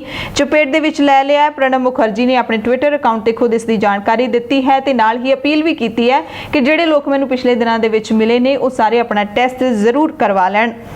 ਭਾਰਤ ਦੇ ਸਾਬਕਾ ਪ੍ਰਧਾਨ ਮੰਤਰੀ ਡਾਕਟਰ ਮਨਮੋਹਨ ਸਿੰਘ ਨੇ ਭਾਰਤ ਦੀ ਜਿਹੜੀ ਬਹੁਤ ਕਮਜ਼ੋਰ ਹੁੰਦੀ ਜਾਂਦੀ ਅਰਥ ਵਿਵਸਥਾ ਹੈ ਉਸ ਨੂੰ ਲੀਹ ਤੇ ਲਿਆਉਣ ਦੇ ਲਈ 3 ਸੁਝਾਅ ਦਿੱਤੇ ਨੇ। ਡਾਕਟਰ ਮਨਮੋਹਨ ਸਿੰਘ ਨੇ ਮੋਦੀ ਸਰਕਾਰ ਨੂੰ ਪਹਿਲਾ ਸੁਝਾਅ ਦਿੱਤਾ ਹੈ ਕਿ ਲੋਕਾਂ ਦੀ ਰੋਜ਼ੀ ਰੋਟੀ ਦੀ ਰੱਖਿਆ ਕੀਤੀ ਜਾਵੇ।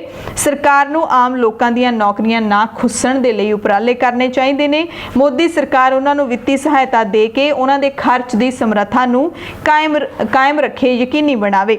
ਦੂਸਰੇ ਸੁਝਾਅ ਦੇ ਵਿੱਚ ਉਹਨਾਂ ਨੇ ਮੋਦੀ ਸਰਕਾਰ ਨੂੰ ਕਿਹਾ ਹੈ ਕਿ ਸਰਕਾਰ ਨੂੰ ਸਰਕਾਰੀ ਕ੍ਰੈਡਿਟ ਗਾਰੰਟੀ ਪ੍ਰੋਗਰਾਮਾਂ ਦੇ ਰਾਹੀਂ ਵਪਾਰ ਅਤੇ ਉਦਯੋਗਾਂ ਨੂੰ ਲੋੜੀਂਦੀ ਪੂੰਜੀ ਹੈ ਜਿਹੜੀ ਉਹ ਮੁਹੱਈਆ ਕਰਵਾਉਣੀ ਚਾਹੀਦੀ ਹੈ। ਤੀਸਰੇ ਸੁਝਾਅ ਦੇ ਵਿੱਚ ਉਹਨਾਂ ਨੇ ਕਿਹਾ ਹੈ ਕਿ ਸਰਕਾਰ ਨੂੰ ਆਰਥਿਕ ਸੈਕਟਰ ਦੇ ਵਿੱਚ ਸੰਸਥਾਗਤ ਖੁਦਮੁਖਤਿਆਰੀ ਤੇ ਪ੍ਰਕਿਰਿਆਵਾਂ ਦੇ ਰਾਹੀਂ ਸੁਧਾਰ ਕਰਨਾ ਹੋਵੇਗਾ। ਸੋ ਡਾਕਟਰ ਮਨਮੋਹਨ ਸਿੰਘ ਸਮੇਂ-ਸਮੇਂ ਤੇ ਸੁਝਾਅ ਦਿੰਦੇ ਵੀ ਰਹਿੰਦੇ ਨੇ, ਕਿਉਂਕਿ ਜਦੋਂ ਤੋਂ ਮੋਦੀ ਸਰਕਾਰ ਆਈ ਹੈ ਕਦੇ ਨੋਟਬੰਦੀ ਹੋ ਜਾਂਦੀ ਹੈ ਤੇ ਕਦੇ ਕਿਤੇ ਨਾ ਕਿਤੇ ਹਮਲੇ ਹੋ ਜਾਂਦੇ ਨੇ।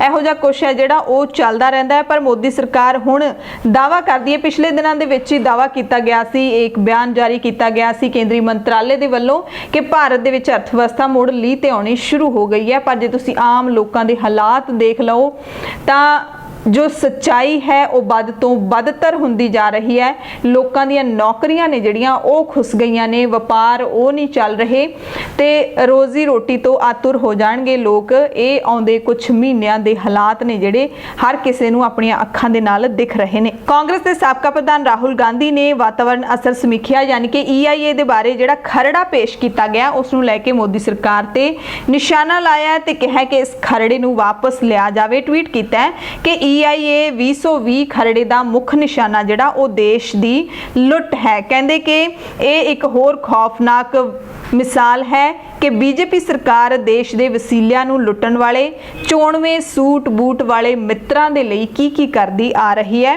ਤਬਾਹੀ ਨੂੰ ਰੋਕਣ ਦੇ ਲਈ, ਖਾਸ ਕਰਕੇ ਵਾਤਾਵਰਣ ਦੀ ਤਬਾਹੀ ਨੂੰ ਰੋਕਣ ਦੇ ਲਈ ਭਾਰਤ ਸਰਕਾਰ ਇਸ ਖਰੜੇ ਨੂੰ ਵਾਪਸ ਲਵੇ। ਦਰਅਸਲ ਵਾਤਾਵਰਣ ਮੰਤਰਾਲੇ ਨੇ ਜਿਹੜਾ ਮਾਰਚ ਦੇ ਵਿੱਚ EIA ਦੇ ਖਰੜੇ ਨੂੰ ਲੈ ਕੇ ਨੋਟੀਫਿਕੇਸ਼ਨ ਜਾਰੀ ਕੀਤਾ ਹੈ, ਉਸ ਸੰਬੰਧੀ ਲੋਕਾਂ ਤੋਂ ਸੁਝਾਅ ਵੀ ਮੰਗੇ ਨੇ, ਕਿਉਂਕਿ ਜਿਹੜਾ ਖਰੜਾ ਹੈ ਉਸ ਦੇ ਵਿੱਚ ਵੱਖ-ਵੱਖ ਪ੍ਰੋਜੈਕਟ ਲਾਉਣ ਦੇ ਲਈ ਵਾਤਾਵਰਣ ਦੀ ਬਲੀ ਹੈ ਜਿਹੜੀ ਉਹ ਦੇਣੀ ਪਏਗੀ।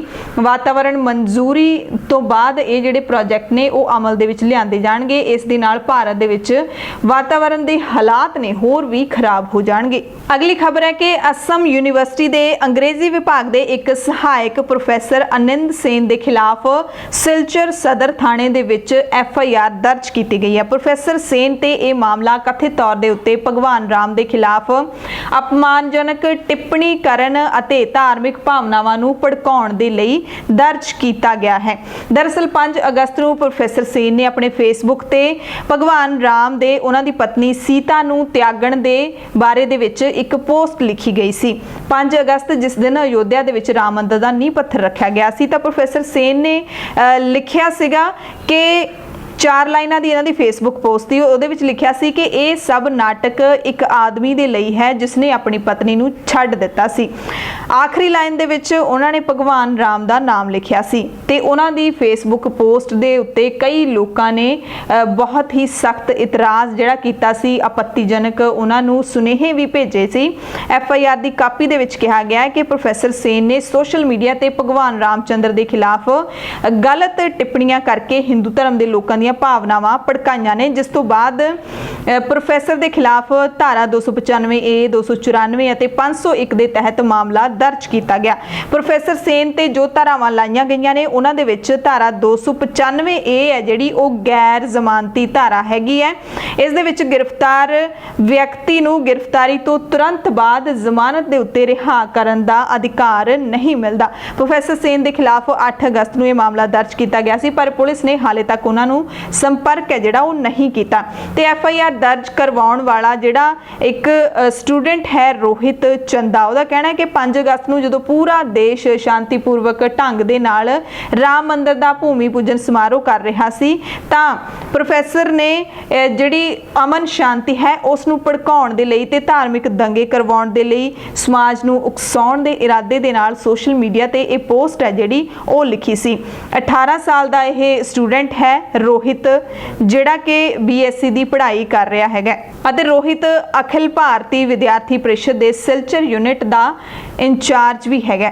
ਹੁਣ ਗੱਲ ਕਰ ਲੈਂਦੇ ਹਾਂ ਰਾਜਸਥਾਨ ਸੰਕਟ ਦੀ। ਰਾਜਸਥਾਨ ਦੇ ਵਿੱਚ ਕਾਂਗਰਸ ਲੀਡਰ ਸਚਿਨ ਪਾਇਲਟ ਦੇ ਬਾਗੀ ਬਣਨ ਤੋਂ ਬਾਅਦ ਸੂਬੇ ਦੀ ਅਸ਼ੋਕ ਗਹਿਲੋਤ ਸਰਕਾਰ ਨੂੰ ਲੈ ਕੇ ਕਾਫੀ ਨਿਸ਼ਚਿਤਤਾ ਬਣੀ ਹੋਈ ਹੈ। ਵਿਰੋਧੀ ਧਿਰ BJP ਨੂੰ ਵੀ ਡਰ ਹੈ ਕਿ ਕਿਤੇ ਉਹਨਾਂ ਦੇ ਵਿਧਾਇਕ ਪਾਸਾ ਪਲਟ ਕੇ ਕਾਂਗਰਸ ਵਿੱਚ ਨਾ ਰਲ ਜਾਣ। ਇਸ ਕਰਕੇ BJP ਨੇ ਆਪਣੇ 19 ਵਿਧਾਇਕਾਂ ਨੂੰ ਗੁਆਂਢੀ ਸੂਬੇ ਗੁਜਰਾਤ ਦੇ ਵਿੱਚ ਭੇਜ ਦਿੱਤਾ ਤੇ ਉੱਥੇ ਹੀ ਰੱਖਿਆ ਹੋਇਆ, ਉਹਨਾਂ ਨੂੰ ਆਪਣੀ ਕਸਟਡੀ ਦੇ ਵਿੱਚ ਕਹਿ ਸਕਦੇ ਹਾਂ। BJP ਨੇ ਇਲਜ਼ਾਮ ਲਾਇਆ ਕਿ ਮੁੱਖ ਮੰਤਰੀ ਅਸ਼ੋਕ ਗਹਿਲੋਤ ਉਹਨਾਂ ਦੇ ਵਿਧਾਇਕਾਂ ਨੂੰ ਤੋੜਨ ਦੀ ਕੋਸ਼ਿਸ਼ ਕਰ ਰਹੇ ਨੇ। ਗਹਿਲੋਤ ਤੇ ਇਲਜ਼ਾਮ ਲਾਇਆ ਗਿਆ ਕਿ ਉਹ ਕਮਜ਼ੋਰ ਤਬਕੇ ਤੋਂ ਆਏ ਵਿਧਾਇਕਾਂ ਨੂੰ ਲਾਲਚ ਦੇ ਕੇ ਆਪਣੇ ਵੱਲ ਕਰਨ ਦੀ ਕੋਸ਼ਿਸ਼ ਕਰ ਰਹੇ ਨੇ। BJP ਦੇ ਸਾਰੇ 72 ਵਿਧਾਇਕ 11 ਅਗਸਤ ਨੂੰ ਸ਼ਾਮ 4 ਵਜੇ ਜੈਪੁਰ ਦੇ ਕਰਾਊਨ ਪਲਾਜ਼ਾ ਦੇ ਵਿੱਚ ਇਕੱਠੇ ਹੋਣਗੇ। ਵਿਧਾਇਕ ਦਲ ਦੀ ਬੈਠਕ ਹੋਵੇਗੀ ਤੇ ਇੱਥੇ ਸੂਬੇ ਦੇ ਸਾਬਕਾ ਮੁੱਖ ਮੰਤਰੀ ਵਸੁੰਧਰਾ ਰਾਜੇ ਸਿੰਧੀਆ ਨੇ ਵੀ ਆਉਣ ਦਾ ਵਾਅਦਾ ਕੀਤਾ ਹੈਗਾ।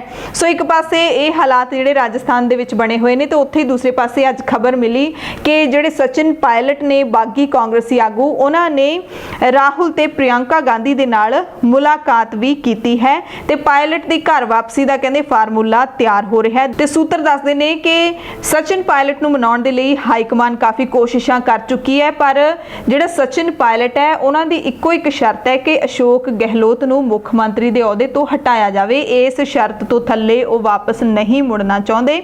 ਹਾਲਾਂਕਿ ਉਹਨਾਂ ਨੇ ਸਾਫ਼ ਤੌਰ ਤੇ ਸਚਿਨ ਪਾਇਲਟ ਨੇ ਸਾਫ਼ ਤੌਰ ਤੇ ਐਲਾਨ ਕੀਤਾ ਹੋਇਆ ਕਿ ਮੈਂ BJP ਦੇ ਵਿੱਚ ਸ਼ਾਮਿਲ ਨਹੀਂ ਹੋ ਰਿਹਾ, ਰਹਿਣਗੇ ਕਾਂਗਰਸ ਦੇ ਵਿੱਚ ਹੀ ਪਰ ਆਪਣੀਆਂ ਸ਼ਰਤਾਂ ਦੇ ਨਾਲ। ਤੇ 14 ਅਗਸਤ ਨੂੰ ਅਸ਼ੋਕ ਗਹਿਲੋਤ ਨੇ ਵਿਧਾਨ ਸਭਾ ਦਾ ਸੈਸ਼ਨ ਵੀ ਬੁਲਾ ਰਿਹਾ ਹੈ ਤੇ ਉਸ ਸੈਸ਼ਨ ਦੇ ਵਿੱਚ ਉਹ ਵਿਸ਼ਵਾਸ ਮਤ ਪੇਸ਼ ਕਰ ਸਕਦੇ ਨੇ।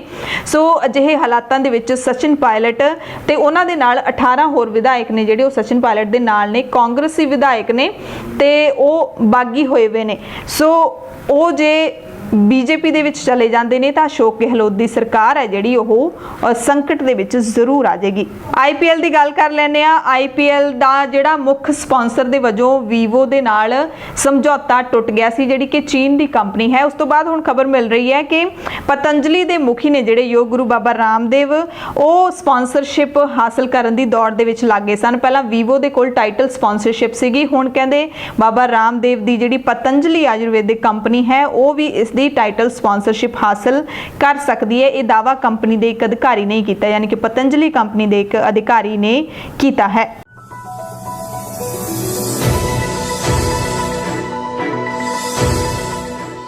ਦੁਨੀਆ ਭਰ ਦੀਆਂ ਖਬਰਾਂ ਦੇ ਵਿੱਚ ਸਭ ਤੋਂ ਪਹਿਲੀ ਗੱਲ ਪੈਰਿਸ ਦੀ ਕਰਾਂਗੇ। ਫਰਾਂਸ ਦੇ ਪੈਰਿਸ ਦੀ, ਜਿੱਥੇ ਜਨਤਕ ਥਾਵਾਂ ਤੇ ਅੱਜ ਤੋਂ ਮਾਸਕ ਪਾਉਣਾ ਜ਼ਰੂਰੀ ਕੀਤਾ ਸੀ ਤੇ ਉਹ ਲਾਗੂ ਹੋ ਚੁੱਕਿਆ ਹੈ।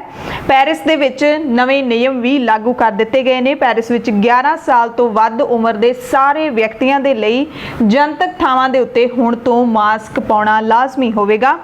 ਜੇ ਕੋਈ ਵੀ ਇਸ ਦੀ ਉਲੰਘਣਾ ਕਰਦਾ ਹੈ ਤਾਂ ਉਸ ਨੂੰ $121 ਦਾ ਜੁਰਮਾਨਾ ਲਾਇਆ ਜਾਏਗਾ। ਇਸ ਨਵੇਂ ਐਲਾਨ ਦੇ ਤਹਿਤ 100 ਗਲੀਆਂ ਦੇ ਵਿੱਚ ਇਹ ਨਿਯਮ ਹੈ ਜਿਹੜਾ ਲਾਗੂ ਕੀਤਾ ਗਿਆ। ਪੂਰੇ ਪੈਰਿਸ ਦੇ ਵਿੱਚ ਨਹੀਂ, ਪੈਰਿਸ ਦੀਆਂ 100 ਗਲੀਆਂ ਦੇ ਵਿੱਚ, ਕੁਝ ਇਲਾਕਿਆਂ ਦੇ ਵਿੱਚ। ਹਾਲਾਂਕਿ ਆਈਫਲ ਟਾਵਰ ਸਮੇਤ ਕਈ ਜਿਹੜੇ ਯਾਤਰੀ ਕੇਂਦਰ ਨੇ ਉਹਨਾਂ ਨੂੰ ਇਸ ਨਿਯਮ ਤੋਂ ਮੁਕਤ ਵੀ ਰੱਖਿਆ ਗਿਆ। ਮਾਹਿਰ ਕਹਿੰਦੇ ਨੇ ਕਿ ਫਰਾਂਸ ਵਿੱਚ ਹਾਲਾਤ ਕਦੇ ਵੀ ਖਰਾਬ ਹੋ ਸਕਦੇ ਨੇ ਮੁੜ ਤੋਂ। ਅਗਲੀ ਖਬਰ ਕੈਨੇਡਾ ਤੋਂ ਹੈ, ਜਿੱਥੇ ਵੈਨਕੂਵਰ ਦੀ ਸਨਸੈਟ ਬੀਚ ਨੂੰ ਸਵਿਮਿੰਗ ਦੇ ਲਈ ਬੰਦ ਕਰ ਦਿੱਤਾ ਗਿਆ। ਵੈਨਕੂਵਰ ਕੋਸਟਲ ਹੈਲਥ ਦੇ ਅਧਿਕਾਰੀਆਂ ਨੇ ਕਿਹਾ ਕਿ ਇੱਥੇ 100 ਮਿਲੀਲੀਟਰ ਪਾਣੀ ਦੇ ਵਿੱਚ ਈ ਕੋਲਾਈ ਦੀ ਮਾਤਰਾ 1375 ਹੋ ਗਈ ਹੈ, ਜੋ ਕਿ ਮਨੁੱਖੀ ਸਿਹਤ ਦੇ ਲਈ ਸੁਰੱਖਿਅਤ ਨਹੀਂ ਹੈ। ਆਮ ਤੌਰ ਤੇ 100 ਮਿਲੀਲੀਟਰ ਪਾਣੀ ਦੇ ਵਿੱਚ 400 ਤੋਂ ਘੱਟ ਮਾਤਰਾ ਦੀ ਈ ਕੋਲਾਈ ਨੂੰ ਸੁਰੱਖਿਅਤ ਮੰਨਿਆ ਜਾਂਦਾ ਹੈ। ਵੈਨਕੂਵਰ ਕੋਸਟਲ ਹੈਲਥ ਦੇ ਮੁਤਾਬਿਕ ਈ ਕੋਲਾਈ ਦੀ ਮਾਤਰਾ ਵੱਧ ਹੋਣ ਕਾਰਨ ਪੇਟ ਤੇ ਸਾਹ ਪ੍ਰਣਾਲੀ ਨਾਲ ਸੰਬੰਧਿਤ ਸਮੱਸਿਆਵਾਂ ਹੋ ਸਕਦੀਆਂ ਨੇ। ਚਮੜੀ ਤੇ ਅੱਖਾਂ ਦੀ ਇਨਫੈਕਸ਼ਨ ਦਾ ਖਤਰਾ ਵੀ ਹੋ ਸਕਦਾ ਹੈ ਤੇ ਇਹ ਦੂਸ਼ਿਤ ਪਾਣੀ ਮੂੰਹ, ਨੱਕ, ਕੰਨ, ਅੱਖ ਜਾਂ ਕਿਸੇ ਖੁੱਲੇ ਜ਼ਖਮ ਦੇ ਰਾਹੀਂ ਸਰੀਰ ਅੰਦਰ ਚਲਾ ਜਾਵੇ ਤਾਂ ਬਿਮਾਰੀ ਦਾ ਖਤਰਾ ਹੋਰ ਵੀ ਵੱਧ ਜਾਂਦਾ ਹੈ। ਇਸ ਕਰਕੇ ਇੱਥੇ ਸਵਿਮਿੰਗ ਬੰਦ ਹੈ। ਜਰਮਨੀ ਤੋਂ ਖਬਰ ਹੈ, ਜਿੱਥੇ ਮੁੜ ਤੋਂ ਸਕੂਲ ਖੁੱਲ ਗਏ ਨੇ। ਅੱਜ ਤੋਂ ਯਾਨੀ ਕਿ ਸੋਮਵਾਰ ਤੋਂ ਸਕੂਲ ਖੁੱਲ ਗਏ ਨੇ, ਪਰ ਮਾਪੇ ਵਿਦਿਆਰਥੀਆਂ ਦੇ ਉਹ ਚਿੰਤਾ 'ਚ ਨੇ। ਸਕੂਲ ਖੁੱਲਣ ਮਗਰੋਂ ਪ੍ਰਸ਼ਾਸਨ ਦੇ ਲਈ ਸਭ ਤੋਂ ਵੱਡੀ ਚੁਣੌਤੀ ਹੈ ਜਿਹੜੀ ਉਹ ਮਾਸਕ ਪਹਿਨਣ ਦੇ ਨਿਯਮਾਂ ਨੂੰ ਨਿਰਧਾਰਿਤ ਕਰਨ ਦੀ ਹੋਵੇਗੀ। ਸਕੂਲਾਂ ਦਾ ਕਹਿਣਾ ਹੈ ਕਿ ਸਕੂਲਾਂ ਦੇ ਹਾਲ ਵਿੱਚ ਹੀ ਸਿਰਫ ਮਾਸਕ ਪਹਿਨੇ ਜਾਣਗੇ, ਕਲਾਸਾਂ ਦੇ ਵਿੱਚ ਮਾਸਕ ਦੀ ਲੋੜ ਨਹੀਂ ਹੈ। ਜਦ ਕਿ ਜਿਹੜੇ ਸਿਹਤ ਮਾਹਿਰ ਮੰਨਦੇ ਨੇ, ਉਹ ਕਹਿੰਦੇ ਨੇ ਕਿ ਮਾਸਕ ਹੈ ਜਿਹੜਾ ਹਰ ਵਕਤ ਪਾ ਕੇ ਰੱਖਣਾ ਜ਼ਰੂਰੀ ਹੈ। ਜਦੋਂ ਤੁਸੀਂ ਜਨਤਕ ਥਾਵਾਂ ਦੇ ਉੱਤੇ ਕਲਾਸ ਦੇ ਵਿੱਚ ਤੁਸੀਂ ਬੈਠੇ ਹੋ ਕਿ ਤੁਸੀਂ ਇਕੱਲੇ ਨਹੀਂ ਹੁੰਦੇ, ਕਲਾਸ ਦੇ ਵਿੱਚ ਕਿੰਨੇ ਸਾਰੇ ਵਿਦਿਆਰਥੀ ਹੁੰਦੇ ਨੇ, ਤੁਹਾਡੇ ਜਮਾਤੀ ਹੁੰਦੇ ਨੇ। ਸਿਹਤ ਮਾਹਿਰ ਮੰਨਦੇ ਨੇ ਕਿ ਉੱਥੇ ਮਾਸਕ ਪਹਿਨਣਾ ਲਾਜ਼ਮੀ ਹੈ, ਪਰ ਸਕੂਲ ਕਹਿੰਦੇ ਨੇ ਕਿ ਸਿਰਫ ਹਾਲ ਦੇ ਵਿੱਚ ਹੀ ਪਹਿਨੇ ਜਾਣਗੇ, ਅਦਰਵਾਈਜ਼ ਕਲਾਸਾਂ ਦੇ ਵਿੱਚ ਮਾਸਕ ਦੀ ਲੋੜ ਨਹੀਂ ਹੈ। ਜਰਮਨੀ ਦੇ 16 ਸੂਬਿਆਂ ਦੇ ਵੱਲੋਂ ਕੋਰੋਨਾ ਮਹਾਮਾਰੀ ਦਰਮਿਆਨ ਬੱਚਿਆਂ ਨੂੰ ਸਕੂਲ ਭੇਜਣ ਦੇ ਹੁਕਮ ਦੇ ਦਿੱਤੇ ਗਏ ਨੇ। ਬਰਲਿਨ ਦੀ ਅਧਿਆਪਕ ਯੂਨੀਅਨ ਦੇ ਮੁਖੀ ਡੋਰੇਨ ਸਬਰਨਿਕ ਨੇ ਕਿਹਾ ਕਿ ਸਭ ਮਾਪਿਆਂ ਦੇ ਫਿਕਰ ਨੇ ਜਿਹੜੇ ਉਹ ਜਾਇਜ਼ ਨੇ, ਕਿਉਂਕਿ ਸਕੂਲ ਬਿਮਾਰੀ ਦੇ ਹੌਟਸਪੌਟ ਬਣ ਸਕਦੇ ਨੇ। ਬਰਲਿਨ ਦੇ ਸਕੂਲਾਂ ਵਿੱਚ ਅਧਿਆਪਕਾਂ ਤੇ ਵਿਦਿਆਰਥੀਆਂ ਨੂੰ ਹਾਲ ਦੇ ਵਿੱਚ ਮਾਸਕ ਪਹਿਨਣੇ ਲਾਜ਼ਮੀ ਨੇ। ਇੱਥੇ ਕਲਾਸ ਤੇ ਖੇਡ ਦੇ ਮੈਦਾਨ ਦੇ ਵਿੱਚ ਮਾਸਕ ਦੀ ਲੋੜ ਨਹੀਂ ਹੋਵੇਗੀ। ਬਰਤਾਨੀਆ ਦੇ ਪ੍ਰਧਾਨ ਮੰਤਰੀ ਬੋਰਿਸ ਜੌਨਸਨ ਨੇ ਕਿਹਾ ਹੈ ਕਿ ਸਰਕਾਰ ਦੀ ਇਹ ਨੈਤਿਕ ਜ਼ਿੰਮੇਵਾਰੀ ਬਣਦੀ ਹੈ ਕਿ ਬੱਚਿਆਂ ਨੂੰ ਅਗਲੇ ਮਹੀਨੇ ਤੋਂ ਮੁੜ ਸਕੂਲ ਦੇ ਵਿੱਚ ਭੇਜਿਆ ਜਾਵੇ। ਤਕਰੀਬਨ ਮਾਰਚ ਮਹੀਨੇ ਤੋਂ ਬੱਚੇ ਸਕੂਲ ਨਹੀਂ ਜਾ ਰਹੇ।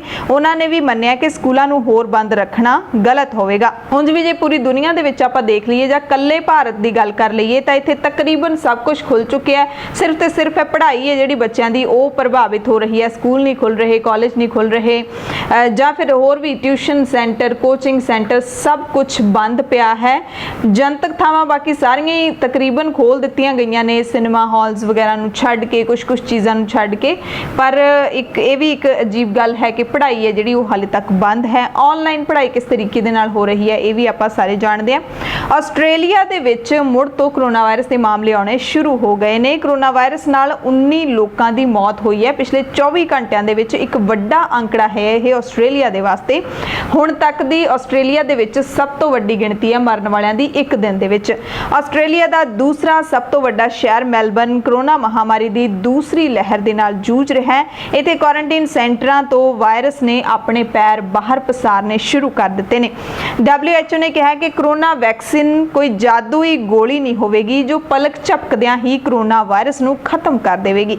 WHO ਦੇ ਡਾਇਰੈਕਟਰ ਡਾਕਟਰ ਟੈਡਰੋਸ ਨੇ ਇਹ ਕਿਹਾ ਕਿ ਫਿਲਹਾਲ ਅਸੀਂ ਲੰਮਾ ਪੈਂਡਾ ਤੈਅ ਕਰਨਾ ਹੈ, ਇਸ ਲਈ ਸਾਰਿਆਂ ਨੂੰ ਇਕੱਠੇ ਮਿਲ ਕੇ ਯਤਨ ਕਰਨੇ ਹੋਣਗੇ ਕਿ ਇਹ ਨਹੀਂ ਹੋਏਗਾ ਕਿ ਕਰੋਨਾ ਦੀ ਜਿਹੜਾ ਟੀਕਾ ਲਾਇਆ ਤੇ ਇੱਕਦਮ ਤੁਹਾਡੇ ਸਰੀਰ ਦੇ ਵਿੱਚੋਂ ਵਾਇਰਸ ਨਿਕਲ ਗਿਆ। ਇਹੋ ਜਿਹਾ ਕੁਝ ਨਹੀਂ ਹੋਏਗਾ ਕਿਉਂਕਿ ਉਹ ਜਾਦੂ ਦੀ ਕੋਈ ਛੜੀ ਨਹੀਂ ਹੈ। ਇਸ ਕਰਕੇ ਸਾਨੂੰ ਸਾਰਿਆਂ ਨੂੰ ਧਿਆਨ ਰੱਖਣਾ ਹੋਏਗਾ। ਪੂਰੀ ਦੁਨੀਆ ਦੇ ਵਿੱਚ 29 ਅਜਿਹੇ ਦੇਸ਼ ਨੇ ਇਸ ਵਕਤ ਜਿਨ੍ਹਾਂ ਦਾ ਕਰੋਨਾ ਪੀੜਤਾਂ ਦਾ ਜਿਹੜਾ ਅੰਕੜਾ ਹੈ ਉਹ ਚੀਨ ਦੇ ਨਾਲੋਂ ਵੀ ਜ਼ਿਆਦਾ ਹੈ। ਚੀਨ ਉਹ ਮੁਲਕ ਜਿੱਥੋਂ ਕਰੋਨਾ ਵਾਇਰਸ ਸ਼ੁਰੂ ਹੋਇਆ, ਇੱਥੋਂ ਫੈਲਣਾ ਸ਼ੁਰੂ ਹੋਇਆ, ਪਰ ਹੁਣ 29 ਦੇਸ਼ਾਂ ਤੋਂ ਥੱਲੇ ਹੈ ਚੀਨ ਦਾ ਸਥਾਨ ਜਿਹੜਾ ਕਿਤੇ ਪਹਿਲੇ ਨੰਬਰ ਤੇ ਹੁੰਦਾ ਸੀ। ਐਤਵਾਰ ਨੂੰ ਬਰਤਾਨੀਆ ਦੇ ਵਿੱਚ ਕਰੋਨਾ ਵਾਇਰਸ ਦੇ 1062 ਨਵੇਂ ਮਾਮਲੇ ਸਾਹਮਣੇ ਆਏ। ਜੂਨ ਤੋਂ ਬਾਅਦ ਇਹ ਪਹਿਲੀ ਵਾਰ ਹੈ ਜਦੋਂ ਇੱਕ ਦਿਨ ਦੇ ਵਿੱਚ 1000 ਤੋਂ ਵੱਧ ਮਾਮਲੇ ਦਰਜ ਕੀਤੇ ਗਏ ਹੁਣ ਬਰਤਾਨੀਆ ਦੇ ਵਿੱਚ, ਬ੍ਰਿਟੇਨ ਦੇ ਵਿੱਚ।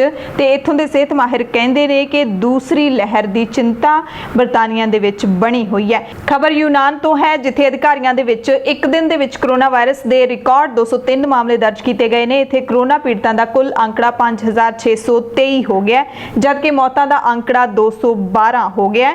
ਕਰੋਨਾ ਵਾਇਰਸ ਦੇ ਫੈਲਣ ਤੋਂ ਰੋਕਣ ਦੇ ਲਈ ਯੂਨਾਨ ਨੇ ਮਾਰਚ ਤੋਂ ਹੀ ਬਹੁਤ ਸਖਤ ਕਾਨੂੰਨ ਬਣਾ ਦਿੱਤੇ ਗਏ ਸੀ। ਉਸ ਤੋਂ ਬਾਅਦ ਇੱਥੋਂ ਦੀ ਵੀ ਅਰਥ ਵਿਵਸਥਾ ਤੇ ਅਸਰ ਪਿਆ ਹੈਗਾ। ਐਤਵਾਰ ਨੂੰ ਤਾਇਵਾਨ ਪਹੁੰਚੇ ਅਮਰੀਕੀ ਸਿਹਤ ਮੰਤਰੀ ਅਲੈਕਸ ਅਜ਼ਾਰ ਨੇ ਕਰੋਨਾ ਮਹਾਮਾਰੀ ਨਾਲ ਸਫਲਤਾਪੂਰਵਕ ਨਜਿੱਠਣ ਦੀਆਂ ਤਾਇਵਾਨ ਦੀਆਂ ਕੋਸ਼ਿਸ਼ਾਂ ਦੀ ਤਾਰੀਫ ਕੀਤੀ ਹੈ। ਤਾਇਵਾਨ ਦੇ ਦੌਰੇ ਉੱਤੇ ਗਏ ਅਲੈਕਸ ਅਜ਼ਾਰ ਨੇ ਸੋਮਵਾਰ ਨੂੰ ਰਾਸ਼ਟਰਪਤੀ ਸਾਈ ਇੰਗ-ਵੇਨ ਨਾਲ ਮੁਲਾਕਾਤ ਕੀਤੀ ਤੇ ਕਿਹਾ ਕਿ ਕੋਰੋਨਾ ਦੇ ਖਿਲਾਫ ਲੜਾਈ ਵਿੱਚ ਅਮਰੀਕੀ ਰਾਸ਼ਟਰਪਤੀ ਡੋਨਾਲਡ ਟਰੰਪ ਦਾ ਸਮਰਥਨ ਤਾਈਵਾਨ ਦੇ ਨਾਲ ਹੈ ਤੇ ਅਮਰੀਕਾ ਦੇ ਤਾਈਵਾਨ ਦੌਰੇ ਤੋਂ ਬਾਅਦ ਚੀਨ ਭੜਕ ਪਿਆ। ਚੀਨ ਨੇ ਅਮਰੀਕੀ ਸਿਹਤ ਮੰਤਰੀ ਦੇ ਤਾਈਵਾਨ ਦੌਰੇ ਤੇ ਹੈਨਤਾਈਵਾਨ ਦੇ ਉੱਤੇ ਆਪਣਾ ਅਧਿਕਾਰ ਦੱਸਣ ਤੇ ਸਖਤ ਇਤਰਾਜ਼ ਪ੍ਰਗਟ ਕੀਤਾ ਹੈ। ਦੌਰੇ ਦੀ ਆਲੋਚਨਾ ਕੀਤੀ ਤੇ ਕਿਹਾ ਕਿ ਇਸ ਦੇ ਬੁਰੇ ਨਤੀਜੇ ਨਿਕਲਣਗੇ। ਦਰਅਸਲ ਚੀਨ ਨੂੰ ਗੁੱਸਾ ਤਾਂ ਚੜਿਆ ਕਿਉਂਕਿ ਚੀਨ ਤਾਈਵਾਨ ਨੂੰ ਵਨ ਚਾਈਨਾ ਪਾਲਿਸੀ ਦੇ ਤਹਿਤ ਆਪਣਾ ਹਿੱਸਾ ਮੰਨਦਾ ਹੈ ਤੇ ਉਹ ਚਾਹੁੰਦਾ ਹੈ ਕਿ ਕੋਈ ਵੀ ਦੇਸ਼ ਤਾਈਵਾਨ ਦੇ ਨਾਲ ਸੁਤੰਤਰ ਸੰਬੰਧ ਕਾਇਮ ਨਾ ਕਰੇ। ਬੀਤੇ 4 ਦਹਾਕਿਆਂ ਦੇ ਵਿੱਚ ਅਮਰੀਕਾ ਦੇ ਸਿਹਤ ਮੰਤਰੀ ਅਲੈਕਸ ਅਜ਼ਾਰ ਅਜਿਹੇ ਅਮਰੀਕੀ ਉੱਚ ਆਲਾ ਅਧਿਕਾਰੀ ਨੇ ਜੋ ਤਾਈਵਾਨ ਦੇ ਦੌਰੇ ਉੱਤੇ ਗਏ ਨੇ, ਜਿਸ ਤੋਂ ਬਾਅਦ ਚੀਨ ਨੂੰ ਤਕਲੀਫ ਹੋਣੀ ਲਾਜ਼ਮੀ ਸੀ। ਤੁਰਕੀ ਤੋਂ ਖਬਰ ਹੈ ਜਿੱਥੋਂ ਦੀ ਮੁਦਰਾ ਲੀਰਾ ਦੀ ਹਾਲਤ ਬਹੁਤ ਬੁਰੀ ਹੋ ਚੁੱਕੀ ਹੈ। ਇਸ ਮਹੀਨੇ ਦੁਨੀਆ ਦੀ ਸਭ ਤੋਂ ਖਰਾਬ ਮੁਦਰਾ ਲੀਰਾ ਹੈ, ਜਿਹੜੀ ਕਿ ਤੁਰਕੀ ਦੀ ਮੁਦਰਾ ਹੈ। ਡਾਲਰ ਦੇ ਮੁਕਾਬਲੇ ਲੀਰਾ ਦੇ ਵਿੱਚ 4% ਦੀ ਗਿਰਾਵਟ ਆਈ ਹੈ ਤੇ ਇਸ ਸਾਲ ਹੁਣ ਤੱਕ ਇਸ ਵਿੱਚ 18% ਦੀ ਗਿਰਾਵਟ ਦਰਜ ਕੀਤੀ ਜਾ ਚੁੱਕੀ ਹੈ। 2 ਸਾਲਾਂ ਤੋਂ ਬਾਅਦ ਤੁਰਕੀ ਇੱਕ ਵਾਰ ਫਿਰ ਤੋਂ ਆਰਥਿਕ ਸੰਕਟ ਦੇ ਵਿੱਚ ਘਿਰਦਾ ਦਿਖਾਈ ਦੇ ਰਿਹਾ ਹੈ ਤੇ ਹੁਣ ਤੱਕ ਤੁਰਕੀ ਦੇ ਰਾਸ਼ਟਰਪਤੀ ਰੇਚੇਪ ਤਈਅਪ ਕੋਰੋਨਾ ਵਾਇਰਸ ਮਹਾਮਾਰੀ ਦਾ ਅਸਰ ਤੁਰਕੀ ਦੀ ਅਰਥ ਵਿਵਸਥਾ ਤੇ ਪੈਣ ਤੋਂ ਇਨਕਾਰ ਕਰਦੇ ਰਹੇ ਨੇ, ਪਰ ਹੁਣ ਜ਼ਾਹਿਰ ਹੋ ਚੁੱਕਿਆ ਹੈ ਜਦੋਂ ਮੁਦਰਾ ਲੀਰਾ ਹੈਗੀ ਹੈ ਜਿਹੜੀ ਉਹ ਦੁਨੀਆ ਦੀ ਸਭ ਤੋਂ ਸਸਤੀ ਮੁਦਰਾ ਬਣ ਚੁੱਕੀ ਹੈ। ਅਫਗਾਨਿਸਤਾਨ ਦੇ ਵਿੱਚ 9 ਅਗਸਤ ਨੂੰ ਕੈਬਨਿਟ ਦੀ ਬੈਠਕ ਹੋਈ ਜਿਸ ਦੇ ਵਿੱਚ 400 ਤਾਲਿਬਾਨੀ ਕੈਦੀਆਂ ਨੂੰ ਰਿਹਾ ਕਰਨ ਤੇ ਮੋਹਰ ਲੱਗ ਗਈ ਹੈ। ਅਫਗਾਨਿਸਤਾਨ ਦੀਆਂ ਆਪਸ ਵਿੱਚ ਲੜ ਰਹੀਆਂ ਜਥੇਬੰਦੀਆਂ ਦੇ ਵਿਚਾਲੇ ਜਲਦੀ ਹੀ ਲੜਾਈ ਸੁਲਝਣ ਦੇ ਅਸਾਰ ਨੇ ਜਿਹੜੇ ਉਹ ਦਿਖ ਰਹੇ ਨੇ। ਪਸ਼ਤੋ ਤੇ ਫਾਰਸੀ ਵਿੱਚ ਲਿਖੇ ਗਏ ਐਲਾਨਨਾਮੇ ਦੇ ਵਿੱਚ ਵਾਰਤਾ ਤੇ ਗੋਲੀਬੰਦੀ ਦੀ ਫੌਰੀ ਸ਼ੁਰੂਆਤ ਕਰਨ ਦਾ ਸੱਦਾ ਦਿੱਤਾ ਗਿਆ ਹੈ ਕਿ ਜਿਹੜੀ ਗੋਲੀਬਾਰੀ ਹੈ ਉਹ ਬੰਦ ਕਰ ਦਿੱਤੀ ਜਾਵੇ। ਗੋਲੀਬੰਦੀ ਦਾ ਮਤਲਬ ਹੁੰਦਾ ਹੈ ਕਿ ਗੋਲੀ ਚਲਾਉਣ ਦੇ ਉੱਤੇ ਪਾਬੰਦੀ ਲਾ ਦਿੱਤੀ ਗਈ ਹੈ। ਇਸ ਕਦਮ ਦੇ ਨਾਲ ਅਮਰੀਕਾ ਨੂੰ ਵੀ ਆਪਣੀਆਂ ਫੌਜਾਂ ਅਫਗਾਨਿਸਤਾਨ ਤੋਂ ਵਾਪਸ ਸੱਦਣ ਦਾ ਮੌਕਾ ਮਿਲ ਜਾਏਗਾ। ਸੋ ਅਫਗਾਨਿਸਤਾਨ ਸਰਕਾਰ ਦਾ ਇੱਕ ਵੱਡਾ ਫੈਸਲਾ ਹੈ ਕਿ 400 ਤਾਲਿਬਾਨੀ ਕੈਦੀਆਂ ਨੂੰ ਰਿਹਾ ਕੀਤਾ ਜਾਊਗਾ। ਅਗਲੀ ਖਬਰ ਨੇਪਾਲ ਤੇ ਭਾਰਤ ਦੇ ਵਿਗੜਦੇ ਸੰਬੰਧਾਂ ਤੇ ਹੈ। ਨੇਪਾਲ ਨੇ ਭਾਰਤ ਨੂੰ ਪੁੱਛਿਆ ਹੈ ਕਿ ਗੌਤਮ ਬੁੱਧ ਭਾਰਤੀ ਕਿਵੇਂ ਹੋ ਗਏ। ਪਿਛਲੇ ਦਿਨਾਂ ਦੇ ਵਿੱਚ ਭਗਵਾਨ ਰਾਮ ਦੇ ਜਨਮ ਸਥਾਨ ਨੂੰ ਲੈ ਕੇ ਨੇਪਾਲ ਦੇ ਪ੍ਰਧਾਨ ਮੰਤਰੀ KP ਸ਼ਰਮਾ ਓਲੀ ਦੇ ਬਿਆਨ ਤੋਂ ਬਾਅਦ ਵਿਵਾਦ ਖੜਾ ਹੋ ਗਿਆ ਸੀ ਤੇ ਹੁਣ ਵਿਵਾਦ ਦੀ ਕੜੀ ਦੇ ਵਿੱਚ ਤਾਜ਼ਾ ਨਾਮ ਗੌਤਮ ਬੁੱਧ ਦਾ ਸ਼ਾਮਿਲ ਹੋਇਆ।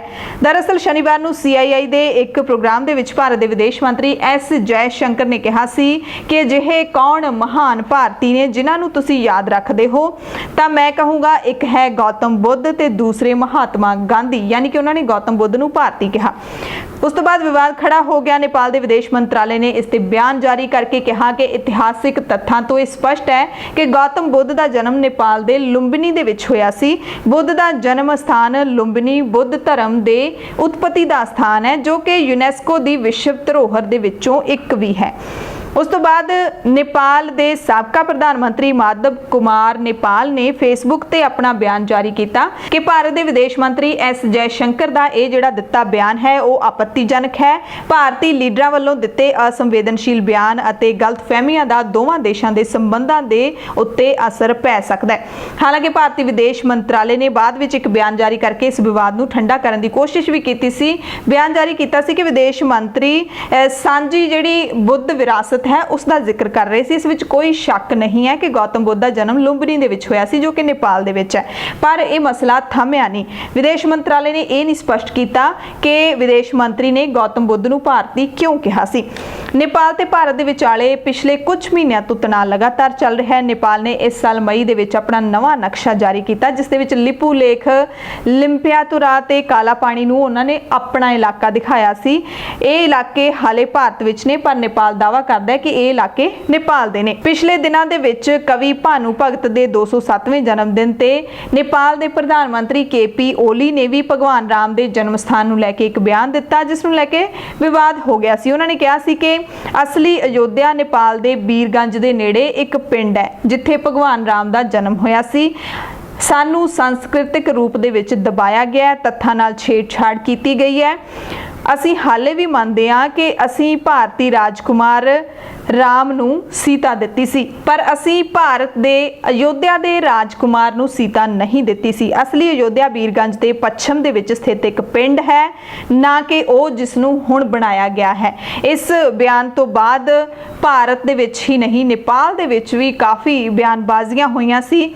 ਭਾਰਤ ਦੇ ਵਿੱਚ ਅਯੋਧਿਆ ਦੇ ਵਿੱਚ ਖਾਸ ਕਰਕੇ ਸੰਤਾਂ ਨੇ ਓਲੀ ਦੇ ਇਸ ਬਿਆਨ ਤੇ ਨਾਰਾਜ਼ਗੀ ਜਤਾਈ ਸੀ। ਸੋ ਇਹ ਪੂਰੀ ਬਿਆਨਬਾਜ਼ੀ ਹੈ ਜਿਹੜੀ ਦੋਵਾਂ ਮੁਲਕਾਂ ਦੇ ਸੰਬੰਧਾਂ ਦੇ ਉੱਤੇ ਜ਼ਾਹਿਰ ਤੌਰ ਤੇ ਅਸਰ ਪਾਏਗੀ। ਹਾਂਗਕਾਂਗ ਦੇ ਵਿੱਚ ਮੀਡੀਆ ਦੇ ਬੇਤਾਜ ਬਾਦਸ਼ਾਹ ਜਿਮੀ ਲਾਏ ਚੀ ਯਿੰਗ ਨੂੰ ਵਿਦੇਸ਼ੀ ਤਾਕਤਾਂ ਦੇ ਨਾਲ ਕਥਿਤ ਗੰਢ ਧੁੱਪ ਦੇ ਸ਼ੱਕ ਦੇ ਵਿੱਚ ਗ੍ਰਿਫਤਾਰ ਕਰ ਲਿਆ ਗਿਆ।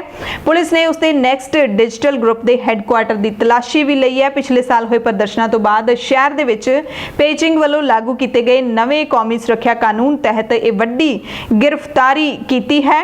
ਹਾਂਗਕਾਂਗ ਪੁਲਿਸ ਨੇ ਕਿਹਾ ਕਿ ਕੌਮੀ ਸੁਰੱਖਿਆ ਕਾਨੂੰਨ ਦੀ ਉਲੰਘਣਾ ਕਰਨ ਦੇ ਸ਼ੱਕ ਹੇਠ 7 ਵਿਅਕਤੀਆਂ ਨੂੰ ਗ੍ਰਿਫਤਾਰ ਕੀਤਾ ਗਿਆ, ਪਰ ਬਿਆਨ ਵਿੱਚ ਕਿਸੇ ਦੇ ਨਾਮ ਦਾ ਜ਼ਿਕਰ ਨਹੀਂ ਕੀਤਾ ਗਿਆ। ਇੱਕ ਹੋਰ ਰਸਾਲਾ ਐਪਲ ਡੇਲੀ ਦੇ ਮਾਲਕ ਲਾਏ ਹਾਂਗਕਾਂਗ ਦੇ ਵਿੱਚ ਜਮਹੂਰੀਅਤ ਦੇ ਲਈ ਆਵਾਜ਼ ਬੁਲੰਦ ਕਰਨ ਵਾਲੀਆਂ ਹਸਤੀਆਂ ਦੇ ਵਿੱਚ ਸ਼ੁਮਾਰ ਹੈ। ਪੁਲਿਸ ਨੇ ਮੀਡੀਆ ਗਰੁੱਪ ਦੇ ਕਈ ਹੋਰ ਮੈਂਬਰਾਂ ਦੇ ਘਰਾਂ ਦੀ ਵੀ ਤਲਾਸ਼ੀ ਲਈ ਹੈ। ਸੋ ਚੀਨ ਦੇ ਵਿੱਚ ਸਰਕਾਰ ਦੇ ਵੱਲੋਂ ਤਾਨਾਸ਼ਾਹ ਬਣਦਿਆਂ ਹਾਂਗਕਾਂਗ ਦੇ ਵਿੱਚ ਕੌਮੀ ਸੁਰੱਖਿਆ ਕਾਨੂੰਨ ਹੈ ਜਿਹੜਾ ਉਹ ਧੱਕੇ ਦੇ ਨਾਲ ਲਾਗੂ ਕਰਵਾਇਆ ਜਾ ਰਿਹਾ। ਹਾਂਗਕਾਂਗ ਦੇ ਨਿਵਾਸੀ ਇਸ ਨੂੰ ਮੰਨਣ ਤੋਂ ਇਨਕਾਰੀ ਹਨ। ਉਹ ਕਹਿੰਦੇ ਨੇ ਕਿ ਹਾਂਗਕਾਂਗ ਦੀ ਆਜ਼ਾਦੀ ਦੇ ਲਈ ਇਹ ਖਤਰਾ ਹੈ। ਹਾਂਗਕਾਂਗ ਦੀ ਖੁਦਮੁਖਤਿਆਰੀ ਖਤਮ ਕਰ ਦਿੱਤੀ ਹੈ ਚੀਨ ਦੀ ਸਰਕਾਰ ਨੇ।